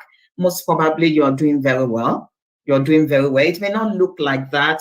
It may not be panning out like that, but I want to assure you that most probably you're doing very well. There may be areas where you need to get a bit more information, change a little thing, tweak this and that, but I want to assure you that you're doing very well. I also want to say upfront that initially, as our children or the young people that we have oversight on, initially it may not look like it will work. Initially, it may not look like it will turn out well, but I want to assure you that usually it turns out well. You just need to stay focused. You need to cut yourself some slack. You need to have a positive mind, and you need to absolutely know that everybody's journey is different. That some people started earlier. The sprint does not mean that they will get to finish line before you, or before your ward, or your children, or those young people that you're taking care of. So now that is because it's I don't know, it can be very tiring, it can be very draining, it can be a time of loads of anxiety, while you are trying to navigate these children and these young people to be independent and to become all that God wants them to be. So if you don't take away anything from what I have said, just know that you're doing very well. Most probably, there may be areas that you need to change, get a bit more information, but you're doing very well. You need to know also that you need to cut yourself some slack. Just give yourself a pat on the back. It doesn't matter how it looks like or what people are saying, because people do talk, yes, but just give yourself a pat on the back. And also, most importantly, know that in the end, everything will be fine. It doesn't matter how it looks like. So let's just quickly dive in. We want to start with choosing a career. Now, the place that I usually want to start with is looking at a fish and a lion. Now, usually fishes, they are aquatic animals. Lions, they are terrestrial. And so these two living organisms, they have, particularly if you're looking like at a fish like the whale or the shark or the dolphin, they are very quick-spirited, they are very fast, and they are very fierce and feisty. So, but if you look at these two living organisms, they do their best. They work at optimum, they work at potential when they are in their natural habitat. So what that means is that if you were to put a dolphin in the ocean or a shark or a whale in the ocean, they are moving very fast, extremely fast. If you are to put the lion or the leopard or the jackal in the forest, they are very spirited, they are very fast. But take, for instance, if you remove the dolphin or the whale or the shark and you put them on the ground, they will not move at all. And if you keep putting them in that space, give it a couple of hours, they will die. The same thing if you take a lion or a jackal or a leopard that is usually very fast, you go and throw them in the ocean. They can't move. Even if they move, they are struggling. And give it a couple of hours at the max, they will die. It is the same story with choosing a career. For us to choose a career or to help our children, our wards, or that young person that we have some oversight on their lives, we need to remember the lion and the dolphin. We need to remember that you have to put square pegs in square holes, round pegs in round holes, so that they can work at their optimal value and so that they can be the best that they are created to be. So that being said, we want to now start to look at how you can make sure that the lion is in the jungle, the dolphin is in the sea. How and what you need to do to ensure that that happens, because that is the very basic information we need to get about choosing a career. Now, in the UK, education is very important and very paramount, not only to us as parents or adults, but also to the government. And so the government of the UK has put a lot of things in place to ensure as much as it's possible to give the child or the young adult the best education there can be. So the very first thing that I want to talk us through is, you see, when you want to build a house, you don't start from the roof, isn't it? You have to start from the foundation. So we want to look at what is the journey, because you just don't wake up one day and say, I am choosing to be a doctor, I'm choosing to be a driver, I'm choosing to be a chef, I'm choosing to be an accountant. It is a journey, just like it was a journey for the dolphin to be born in the sea, and the leopard or the lion or the jackal to be in the jungle. So the very first thing that I want to say, whatsoever it is we want our young people, our children, wheresoever we want them to end at has to start from the beginning. So the beginning of the educational system in the UK is the nursery. And so usually the child will start the nursery between ages 3 and 4. Now, I can talk about my personal experience. We came into the UK when our children were quite young. My son was around 10 years old, and my daughter was around, I think, 8. So my son was going to primary 5, and my daughter was going to, I think, primary 3 and 4. And both of them, they are kind of through with education now. But I remember very clearly that before they started school, first they were going to a crèche, and then they started the nursery, and then they started the primary school. The first thing that I want to say to us, don't wait till your child gets to the nursery before, obviously, you have to start educating them. You have to start to look at the neurosensory kind of education. You have to look at kinesthetics, the kind of way they like learning. Start to use opportunistic moments to teach them in an informal environment. Start to build up their academic values. Start to build up their reading culture. Don't say that because they are young and they are still 2 or 3, they cannot learn. Even a fetus can learn. So begin to put structure in place. Don't allow them to just grow up like weeds, doing anything and everything they just want at any time. Kind of put a structure.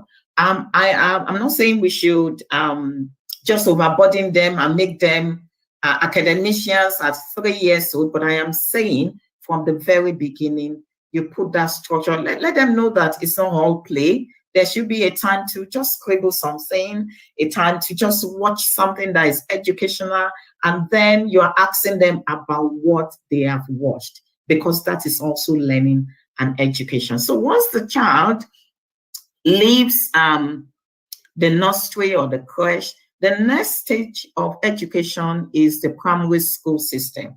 And in the UK, we have different types of primary school. We have faith primary school, we have independent primary schools, and then we have mainstream primary school. And mainstream primary school, they are government-funded, government-controlled primary school, what the average person would call a public school. And I need to say very emphatically that those schools, 90% of them are very, very excellent educational system. And I can say that because I have worked in those places. So we have faith schools. Those are schools that, yes, the government still have oversight on them, their day-to-day running, but their ownership is usually one Christian and sometimes a Muslim organization. And finally, obviously, we have independent schools. They have fee-paying private educational facility. I need to say very clearly that I want to say it with carefulness. And we desire different things for our children. And I'm not by any means saying that if you have the means, you should not send your child to a private institution. I'm not saying it's not good or expedient. I'm just saying you should know that the reason why you are sending your child to a private primary school or secondary school, as it were, should not be because you think you're going to get a better education, not necessarily. Because even if you send your child to Eton or you send your child to the most fantastic private institutions in the UK or in the world, if you're not doing your bit, still it will not show. So once the child gets sorry to stop you there. I just wanted to check, because some people say, oh, actually it depends on the area you live in the UK. Is it dependent on area as well where you get those schools? Because some could Like I know some people will relocate to like 5 miles away just to get into a good school. So what do you think about the environment or the location in the UK? Is it dependent on the schools? What I will say is that, like everything in life, you have to be intentional. You have to know what you want. Particularly, you have to have a trajectory for your child's life. And that trajectory that you have for your child's life will inform all of your decisions for the next at least 21 calendar years. So what that means is that where you will live, where you will stay, your environment has to be conditioned at least wherever and whenever it is possible by that vision that you have for your child's life. So what that means is that we have different boroughs, different areas in the UK. And the beauty of the United Kingdom is that you can get all of the information that you want about education. And there's something that we call the schools league table. So if you're living, for instance, in Romford, you can bring out the school league table in Romford, whether for primary or for secondary school. You can see the schools that are doing well. You can see the schools that are passing Ofsted inspection. Ofsted is the controlling body for the educational standard in the whole of UK. So you want to find out whether that school is outstanding, whether it is good, or whether it requires improvement, or whether it is in special measure. So when you have found that out, particularly if you're a young person, you have a chance. Unlike us, we didn't have that chance because obviously our children, we brought them into the country. But if you're a young person or you have just gotten married and your children, they are yet to start this level of education, then you can get that information and decide, at least wherever it is possible, to locate to the kind of school that is in confluence with the kind of dream and vision that you have for your child. So for instance, I live in a borough that is known as Thurrock. In Thurrock, you can get good primary schools, but you cannot get a lot of good secondary schools. In fact, when I say good, I'm talking from my own viewpoint. We wanted our children to go to an outstanding school. Outstanding means that it ticks all of the boxes: academic performance, environment, quality of teacher, behavior, and results.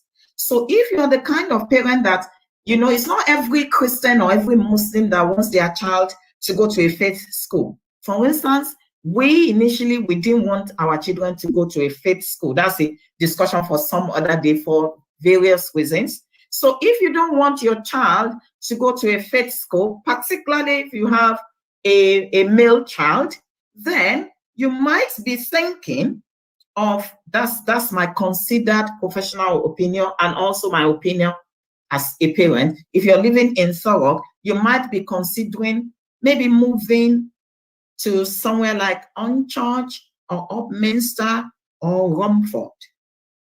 Or if you must stay in Thurrock, don't stay in some areas in Thurrock. For instance, I was very clear about it. I personally will not allow, and I'm not saying this to bring down anybody that is living anywhere. I'm just talking about myself because obviously that is my area of specialization. I'm a teacher. I did not want our children to go to school in a particular place in Thurrock for all of these reasons that I have said. So the bottom line is that when you want your child to be educated, you can click. Take for instance, I stay in Thurrock, I stay in South Ockendon. I can just go on Google. What are the primary schools 5 miles away from me? That's a school that the child can trek to. Now, the Google will bring out the schools, and then you can just type, what is the ranking of that school? It will bring it out. What is the Ofsted report of that school? It takes less than 3 seconds. And you can find out you will find out if there has been a child that has been kidnapped in that school, if there has been a teacher that has had professional misconduct, everything and anything about that school, You will find out. And then that will help you to make your decision. So bottom line is that you have to be intentional about what you're doing. Or if you're living in like Thurrock, that like I said, look at the area before that child gets to primary school, or even when they have, sometimes we take some decisions because we don't know any better. So maybe your child is already going to a school that you didn't know, because a lot of us as parents, our children just go every day, come back, and they do their own work and all of that. And every year they are moving on. We don't even know whether the school is good or bad or outstanding. Maybe now, you now go after this program and you discover that, oh, this kind of information that I've gotten about my child's school, I don't think I want this child to continue here. Then there's still something that you can do. So you need to start to find out, what school do you want your child to go to? Where is that school? If you're not living in a place that is your own personal apartment, if you're still renting, or it's not a house that you have bought, then there's still hope. All that you need to do, particularly when you want to do it around this time.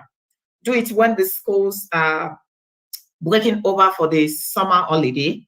So try to find another house close to where you want your child to live in, because the school spaces for primary school and for secondary schools in the UK is by catchment area.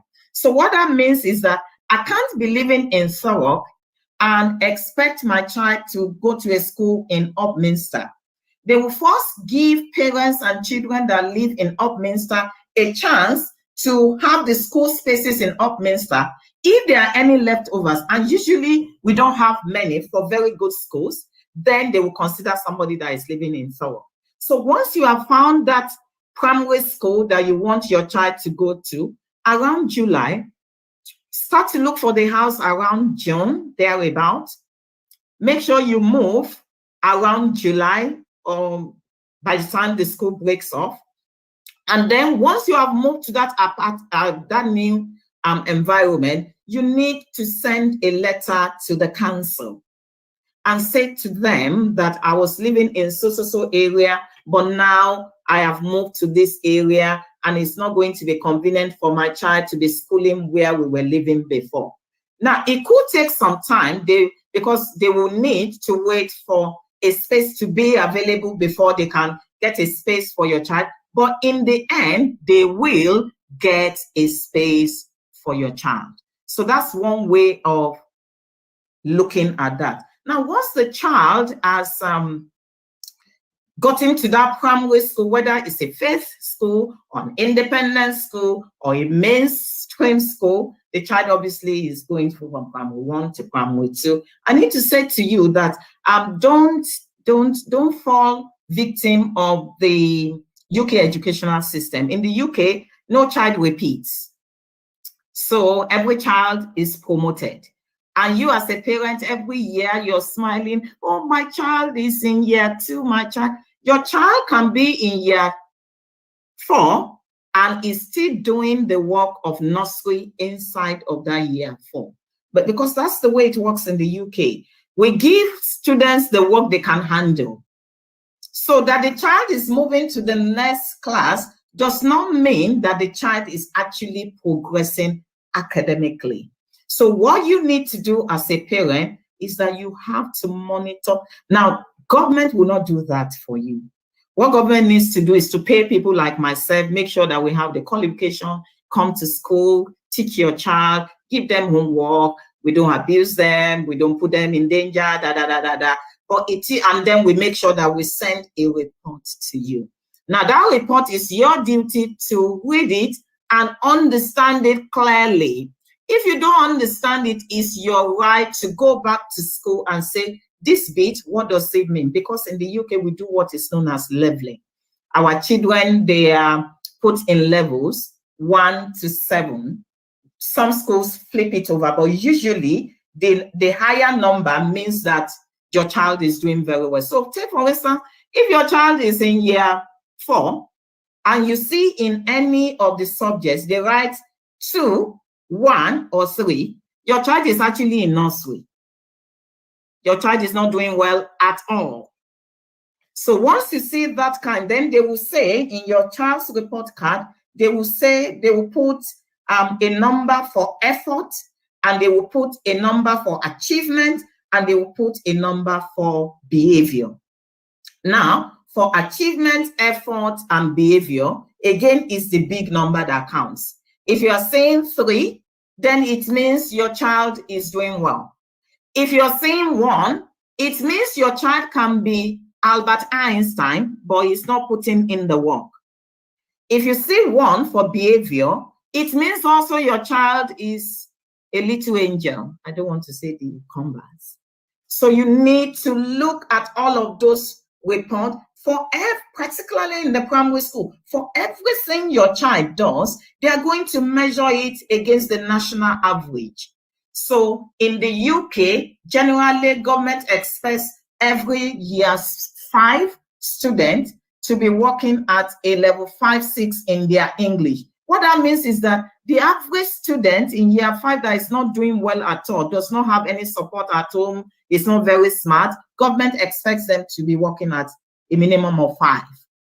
So if you have a dream of an academic career for your child, and your child is working at 3 and 4, that is big time trouble. You need to start to do something about it. So that being said, once your child is in from the very first day in school, you need to monitor the assignment. Don't say, oh, my darling is tired. Your darling knows how to use the computer. Your darling knows how to use the iPad. Your angel is sitting on the computer and the television, watching Peppa Pig and all of that for hours. Your darling will never say, Mom, I want to sleep, when they are enjoying themselves. The only time your angel and your darling starts to complain is when you ask them to do their homework. So make sure that your darling and your angel is doing their work.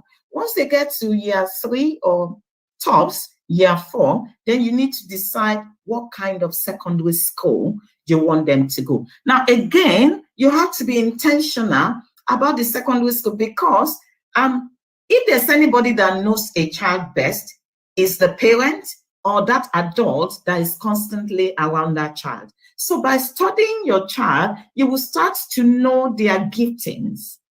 You will start to know their interest. You will start to know their strengths and their weaknesses. So take, for instance, and all children are not the same.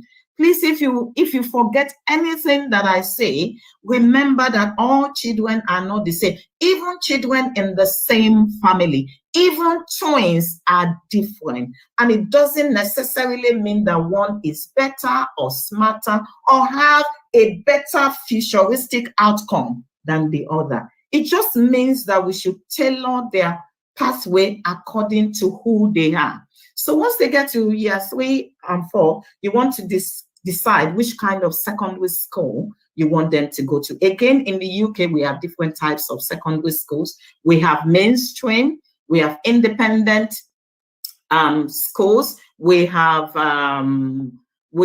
specialist schools, we have special needs schools, and we have faith schools, 5 schools, types of secondary schools. And also we have selective colleges. When I say colleges, secondary schools. So we have basically like 6 types of secondary school. You want to decide which one you want your child to go to. Now, all of these schools that I've mentioned, because they are under the direct oversight of the government, 90%, or let us be conservative, 80% of them are actually very good.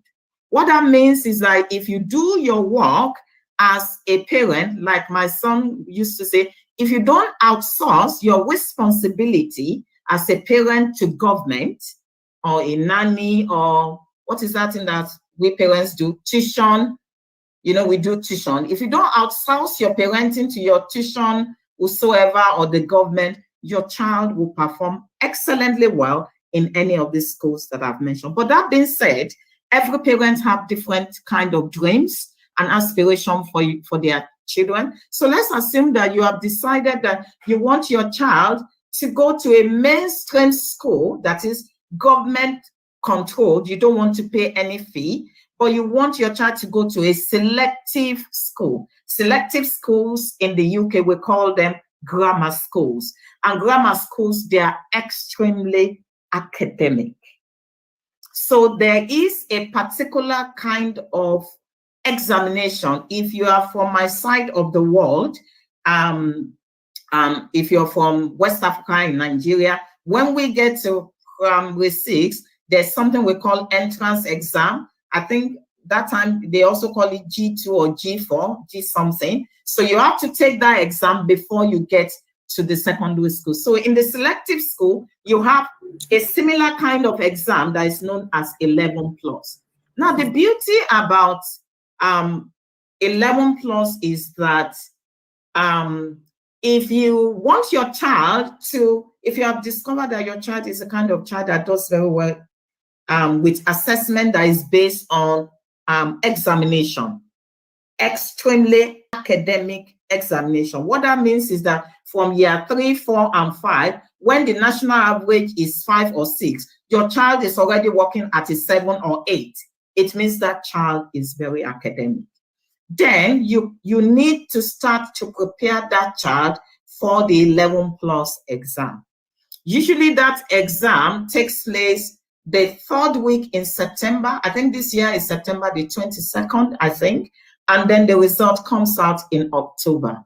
And then that child will be put in one of the grammar schools that is close to their catchment area. And that exam incorporates English, maths, what is known as verbal reasoning. And that's why you need to prepare that child separately, because verbal reasoning is not taught in the primary school curriculum in the UK.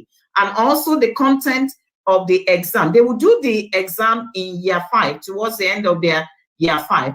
The content of the exam is sometimes almost at par with their first term in year 7. So your child will need to be extremely good, and you need to prepare your child ahead of time. It's not the kind of exam you can prepare the child for in a year.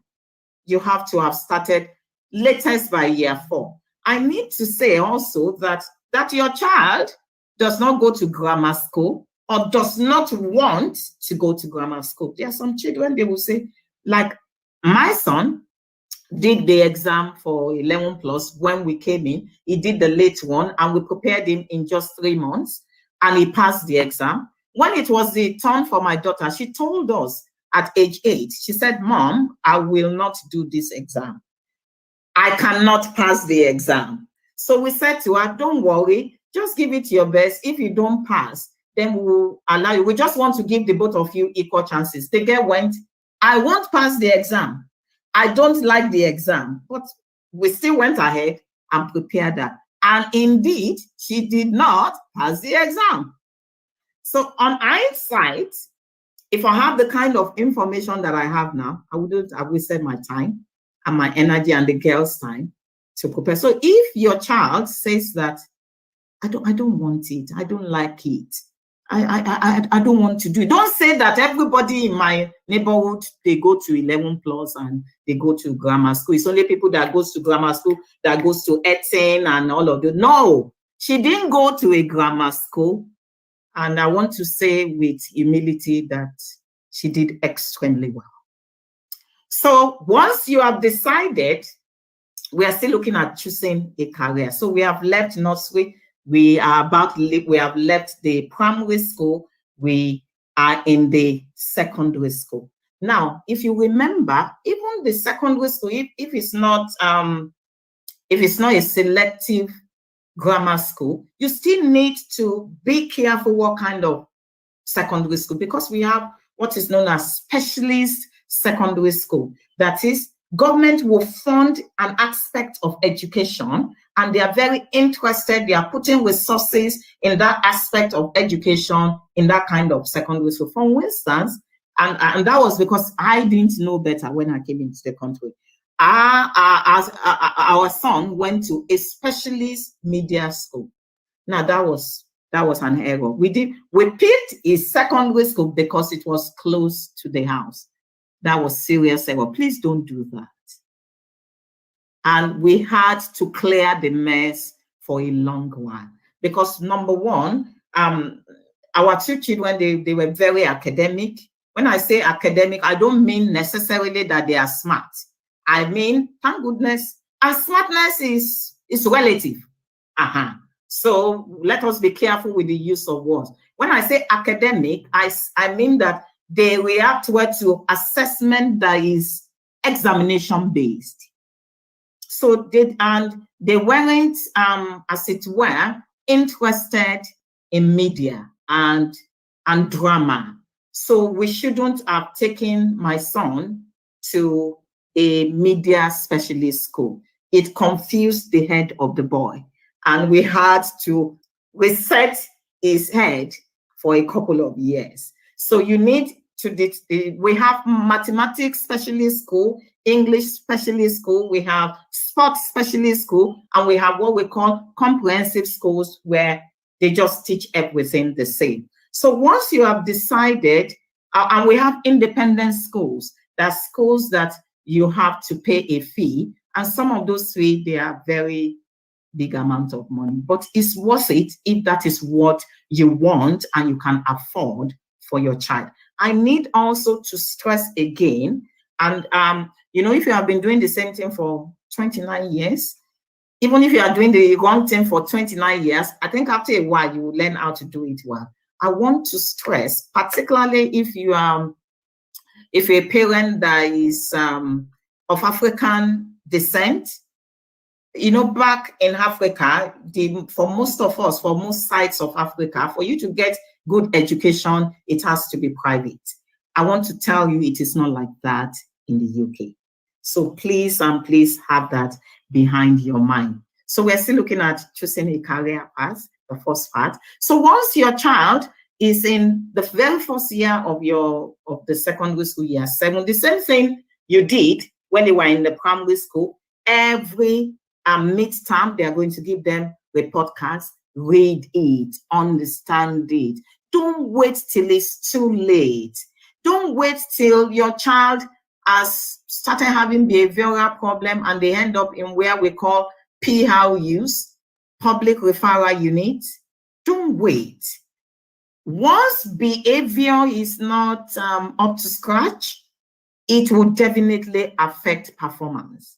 So when your child comes back to the house, I know we are all busy. I don't know about it. Sometimes 24 hours is not enough. But please take time. Look, there's something we give them. Every school in the UK gives that to a child. We have what is called planner. In the planner, they will, now all of that has gone electronic. Every parent have access to the portal, the VLE, virtual learning environment of their child's school. If you don't have yours, ask the school. There, once you log in, it will tell you the assignment, how your child is behaving, everything. If you don't understand, make a call. Get an appointment with the tutor, with the learning coach, with the principal, with the head teacher. Find out. Don't stay in the darkness. So make sure you're measuring the improvement of your child. Don't just be satisfied every year. My child is in year 7, next year is in year 8, next year. Because once your child gets to year 11, which is the GCSE class, your child will do the GCSE examination, and that is the upward trajectory to where your child may end up for a long while. So once your child is in the GCSE class, now we have different types of GCSE. Your child can be in GCSE class and your child is actually doing year 9 work. You don't want that to happen, because what that means is that when your child does the GCSE, you may be clapping. When your friends ask, how was the result? You're saying, my child did well, he passed. Because in the UK, the grades that are passed for GCSE is grade A to D. So if your child has A, B, C, or D, in any of their subjects, they have still passed. In fact, it's not A, it's A star, A, B, C, and D. And then they have changed that one to numbers now. So we have numbers 1 to 9. If your child has 9 to 4, your child in the UK has still passed. But the problem with that is that once your child finishes their GCSE, then you now have to determine, and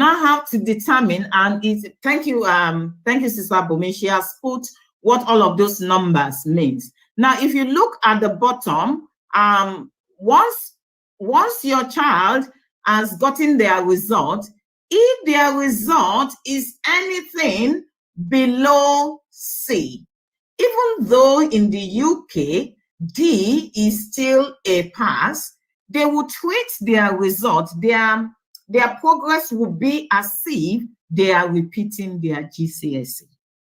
So what that means is that usually, once a child passes GCSE in the UK, they will usually, by law, they have to go to the college. Now, inside of the college, we have very many things. We have very many faculties, very many provision, very many products that we give our customers who are the young people and their parents. But if your child in their GCSE has anything less than a 4, even though a 3 is still, inverted comma, open and close, a pass, what will happen is that when they get to the college, they are in the college, but they are actually repeating their GCSE. And that will bring me to what happens in the college. In the college, we have different kinds of provision. In the college, we have the 6th form, which is where a child that is very academic, and I've explained what I mean by academic initially, will go to. We have BTech, we have access, we have foundation, and then the BTech is in different levels. So if your child finishes with anything less than a 4 in their subjects, when, number one, they cannot go to a 6th form, they will have to do BTech. And BTech is the equivalent of 6th form. BTech, 60% of the provision is coursework, and they are expected to spend 2 years. Meanwhile, for your 6th form, it's also 2 years. 100% of the assessment is by examination. But if your child has lower than a 4 in their subjects, they have to do a BTech, and they will not start with level 3. Level 3 is the one that you do 2 years with. Because they have gotten less than a 4 in a lot of their subjects, they will start with level 2. And level 2 is actually GCSE. Now, I want to quickly pause because we are looking at choosing a career path. Now, whenever I have the privilege to speak about choosing a career path, I always remind myself, I remind parents, I remind adults, I remind educational providers of 3 things. I never forget to remind them about the ABC of choosing a career path. 1, A is ability. B is the benchmark for success and fulfillment. And C is the career. Now, these 3 things, they are intertwined and interwoven. So the very first thing that you want to think about when you want to determine or choose the educational facility or the educational pathway that your child or that young person wants to take is their ability. I just said to you that we have 2 children. My son did the 11 plus. My daughter said she will not pass. We encouraged her to do it. And like she said, she won't pass. She did not pass. So the first thing that you need to think about, what is the ability of that young person? And ability is continuously evolving. A child that started out in the primary school, not being academic in the sense that I've explained it, can leave the primary school and get to the secondary school. Or sometimes we have the young people that we call late developers. They may not even become academic till they get to the uni. And that does not mean that that child that from the beginning was academic will do better ultimately than that child that took their time. So per time, per educational ladder, you need to watch for the evolving ability of your child or that young person. So ability is very key. Don't force a child that does not have ability for academic subjects. When I say academic subject, that does not mean that there's a subject that is you can throw away. Academic subject means subjects that in the end will if that child continues in that pathway, they will end up being professionals. But we do have children that started out not being interested in academic subjects, that is, subjects that they are majorly assessed by exams, and they change their minds. Take, for instance, our own daughter started with the sciences, just like my son. By the time she got to GCSE, I want to say very carefully that she did well. Let's put it that way. I meant to say she did extremely well. Now, when she was in her year 11, she called myself and her dad, and she said, "This your science subject has to end now. I am not going to do the sciences." By which time we have the kind of information we had now. And so we said to her, "That's fine. What do you want to do when you get to college?" And she said to us she wanted to do the social sciences. She picked economics, psychology, maths, and then we said to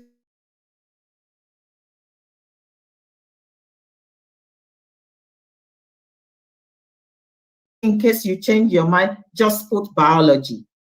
And the girl said, "I will not change my mind, but because it's not hurting anything, after the first year, if I find that I'm still like that, I will drop your biology." And indeed, she dropped the biology. So again, we need, what I am stressing is that we need, when we are talking about ability, sometimes ability is also evolving. So you need to look at the ability of your child before you tell them, when you get to the college, go to the sixth form. If their ability is not extremely academic, you're going to stress them. You may decide that, oh, this child is not reacting well to examination-based assessment, so let them do the BTech. And I need to say, BTech is not inferior to sixth form.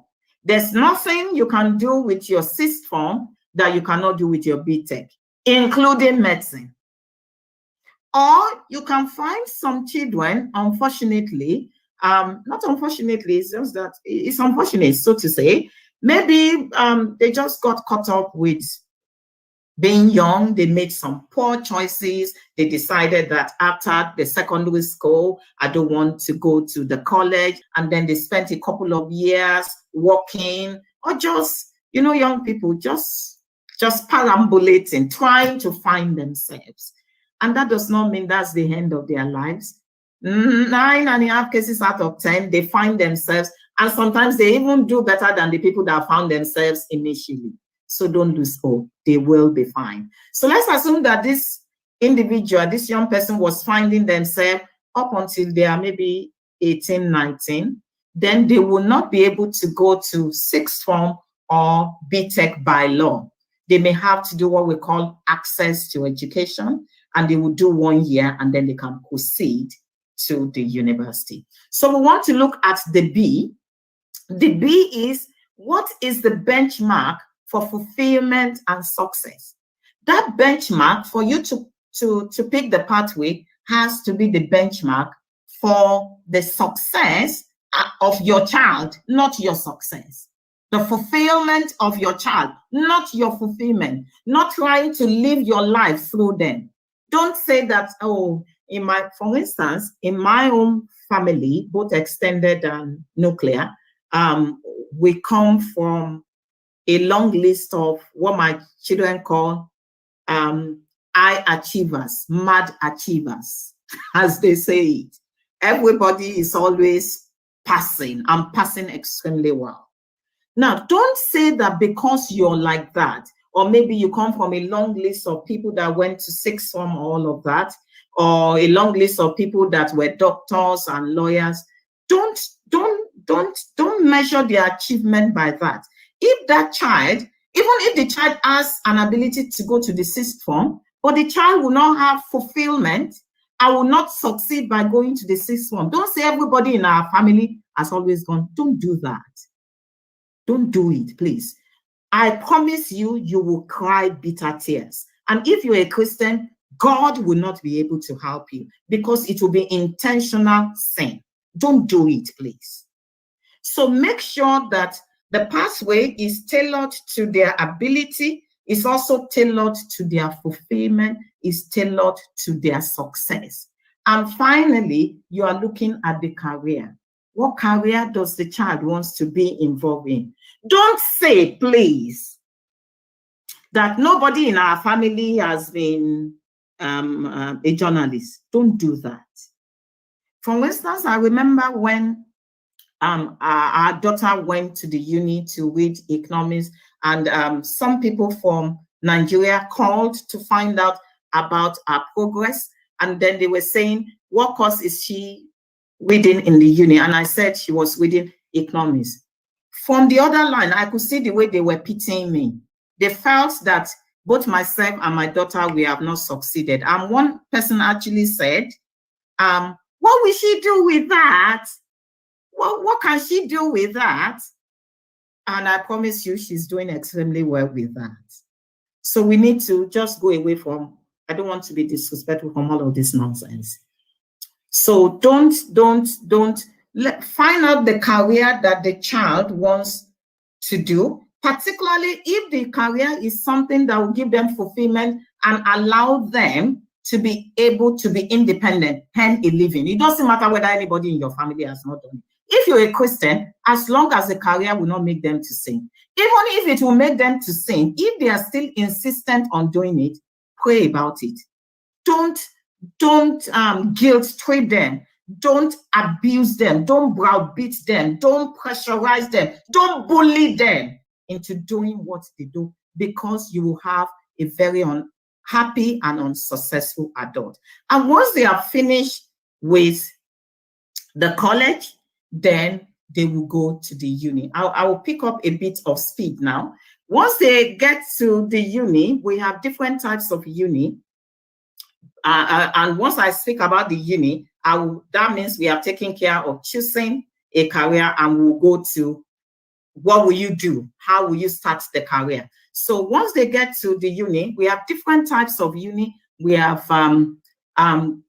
gold plate uni, we have sorting course, we have ancient unit, we have red brick unis, we have Russell Group uni. Whatsoever uni your child is going, what I would suggest that you do for you to pick the uni, don't pick the uni that you have gone to or you want to go to, or all the members of your family have gone to.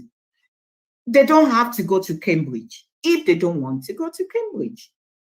They must not go to Oxford if they don't want to go to Oxford. That might be your dream, but that may be their nightmare. If you send them there, they will not do well. We have had children that were forced to go to Oxford and Cambridge, and sadly, they took their own lives. So don't force them. What should be your yardstick for determining is that first and foremost, find out the kind of uni they like. I remember when our son was going to the uni for the first time, he said he wanted a uni that was modern. The structures are, according to him, epic. knew we wanted him to go to a Russell Group University. In the end, we got an in-between that was still Russell, but was not ancient. You know, ancient means they were built in the 1st century. I want to tell you that it did not end well. Because in the end, even though he accepted the midway, he came back after 3 months to tell us that, Mom, Dad, I'm not going to that place again. I hate, listen to why. I hate the building, because when he went to do the visit, the place where he did interview was the very big and fine place, but the place where he was taking his courses was the old place. So he came back after 3 months and £10,000 later to tell us, I don't like the buildings. I hate the accent of the people, and there are very few Black people there. And I want to tell you, we didn't have a choice than to move his uni.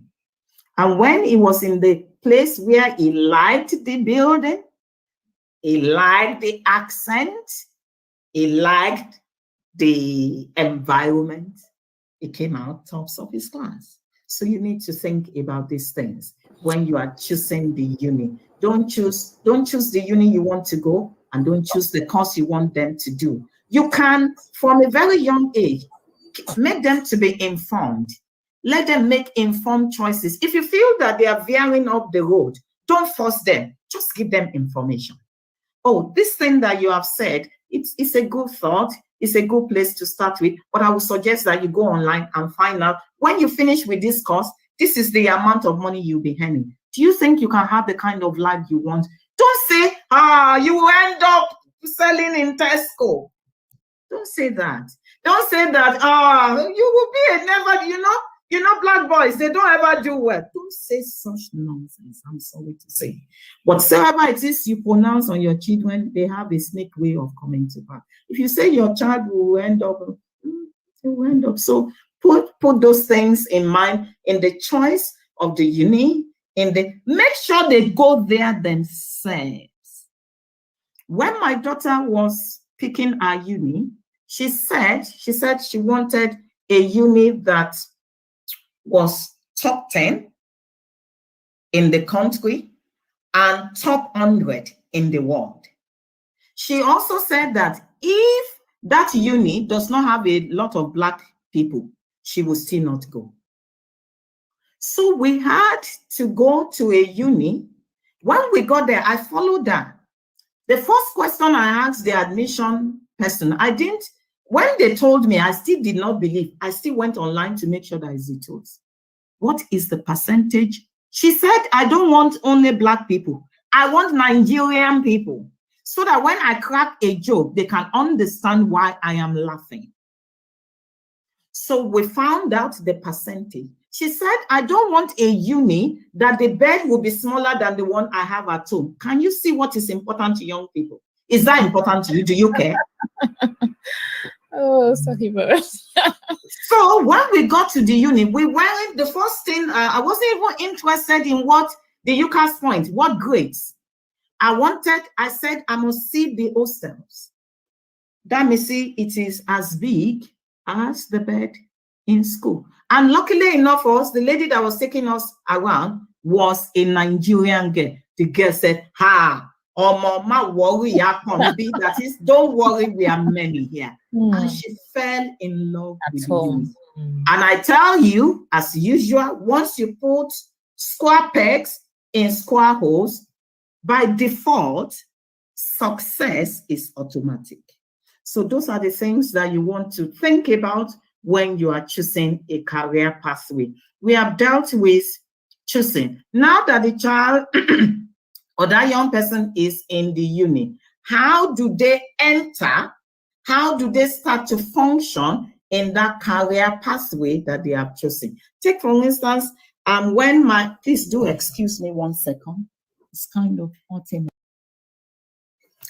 Take, for instance, when our daughter wanted to read economics, obviously she She did due diligence. She found out the kind of places she can use an economics degree to work in.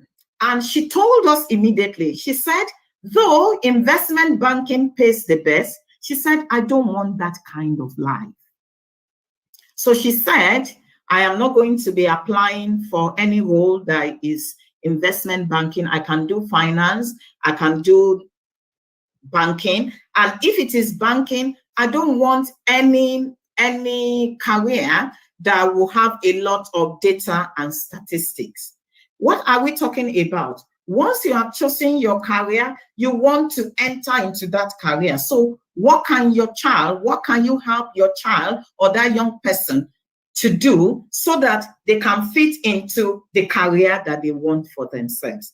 So like the example that I was giving, what we started to do from our very first year in the uni, in fact, not from our first year in the uni, from the time that she was in our A-levels, we started allowing her to do what we call work experience, internship, volunteering, so that we wanted to give her a broad base to compare, because like I said, young people, they keep evolving. By the time she got to our second year, she was still saying the same thing. So from our second year, she started to apply for roles in the area of her interest. She did that up until she graduated. She didn't get any. And so I would suggest to you, you need to start that young person. Don't say that they are still in their first year. From the time they are in the college, let them start to relate with the career prospect of where they see themselves ending up. And by the time she graduated, she kept on applying, and she's in a role that she's enjoying now. And thankfully, it's a role that can make her to stand very solidly on our 2 feet. I need also to say that we have to also tell our young people that in the UK, it's not so much as what you read, but that you should have transferable skills. What that means is that except for some professions that they are fixed. For instance, if you go to the uni to read medicine, you have to study medicine. If you go to the uni to read nursing, it's either you are practicing as a nurse or you are lecturing. But all of the other discipline, you can transit to other occupations. What we must ensure that happens is that, one, make sure that that child is going to the uni where they can thrive. Because if they go to the uni where they can thrive and they are doing courses they enjoy and courses that have transferable skills, they will make very good grades. I want to tell you that if your child goes to the university in your garden and that child makes a 2-1 from whatsoever university, that child can pick up a job in any sector except the health sector. Even in the health sector, they can still pick a job. They may not be doctors, they may not pick up the job of a doctor or a nurse, but they can still pick up a job because we have what is known as graduate schemes. Take, for instance, you could have done a course like anthropology.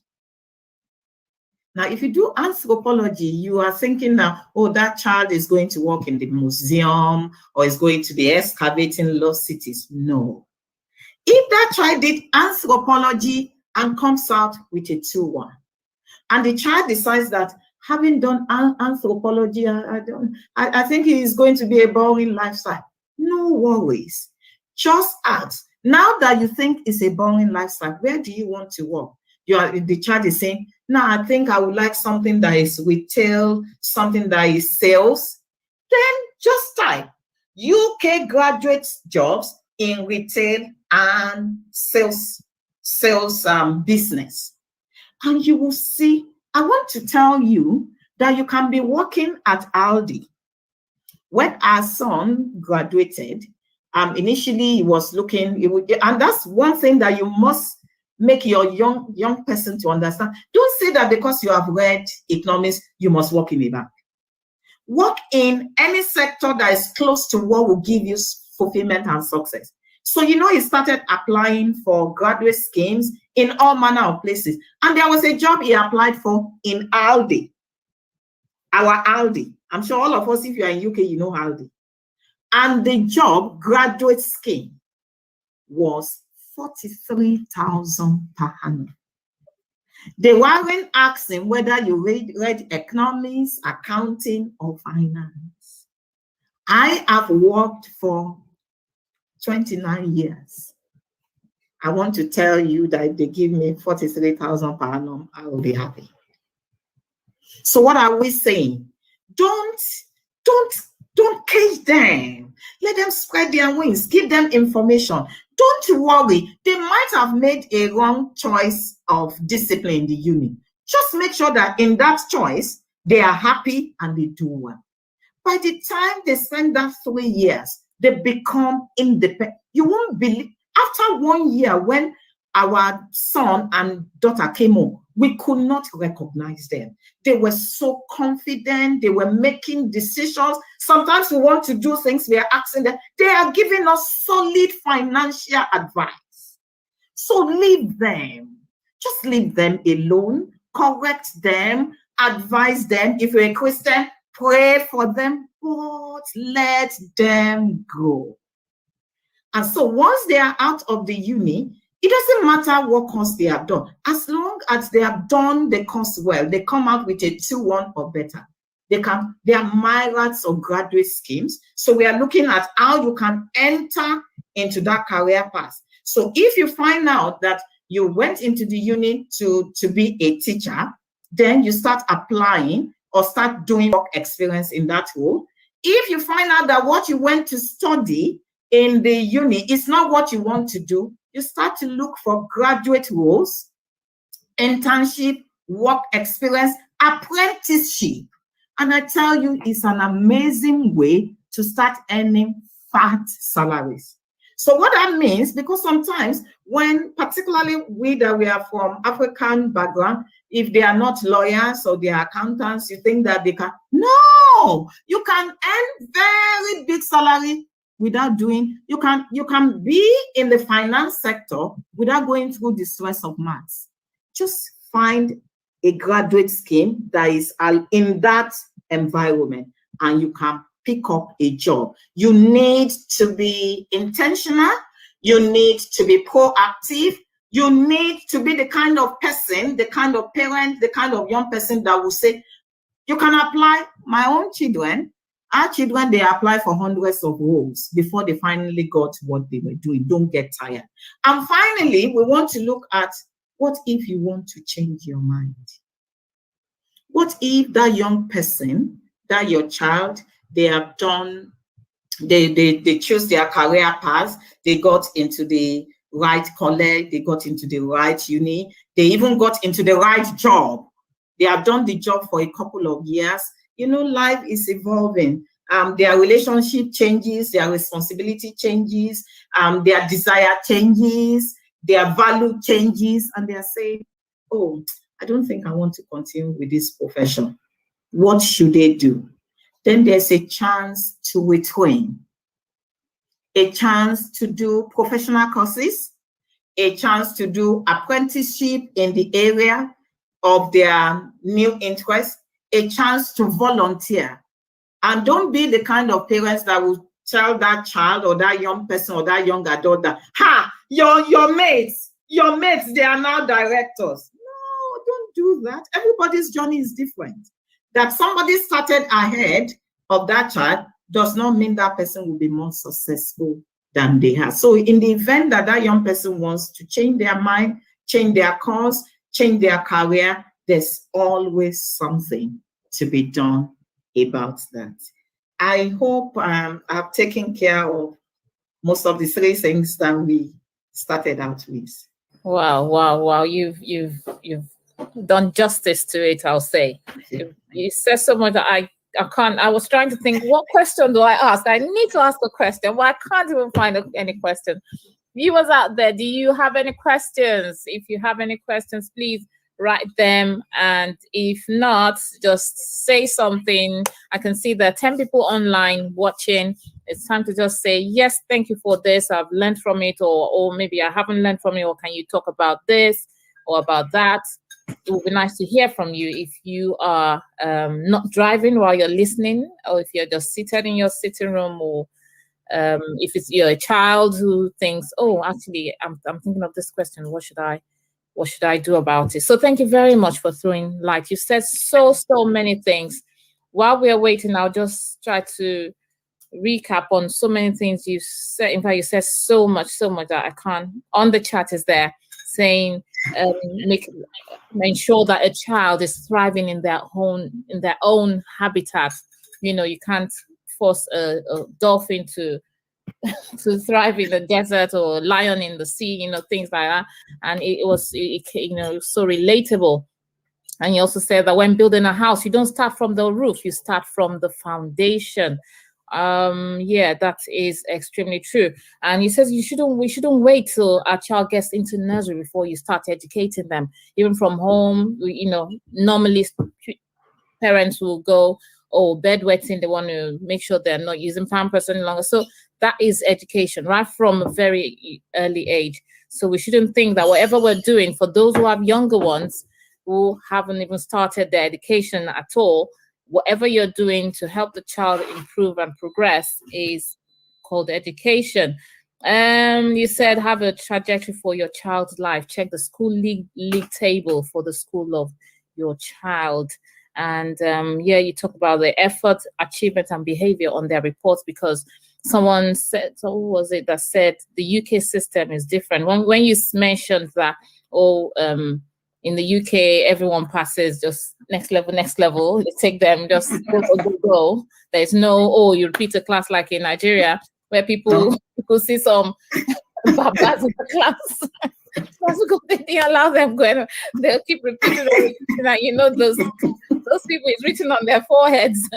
God help mercy. I don't know any of them at the moment, but so things like that.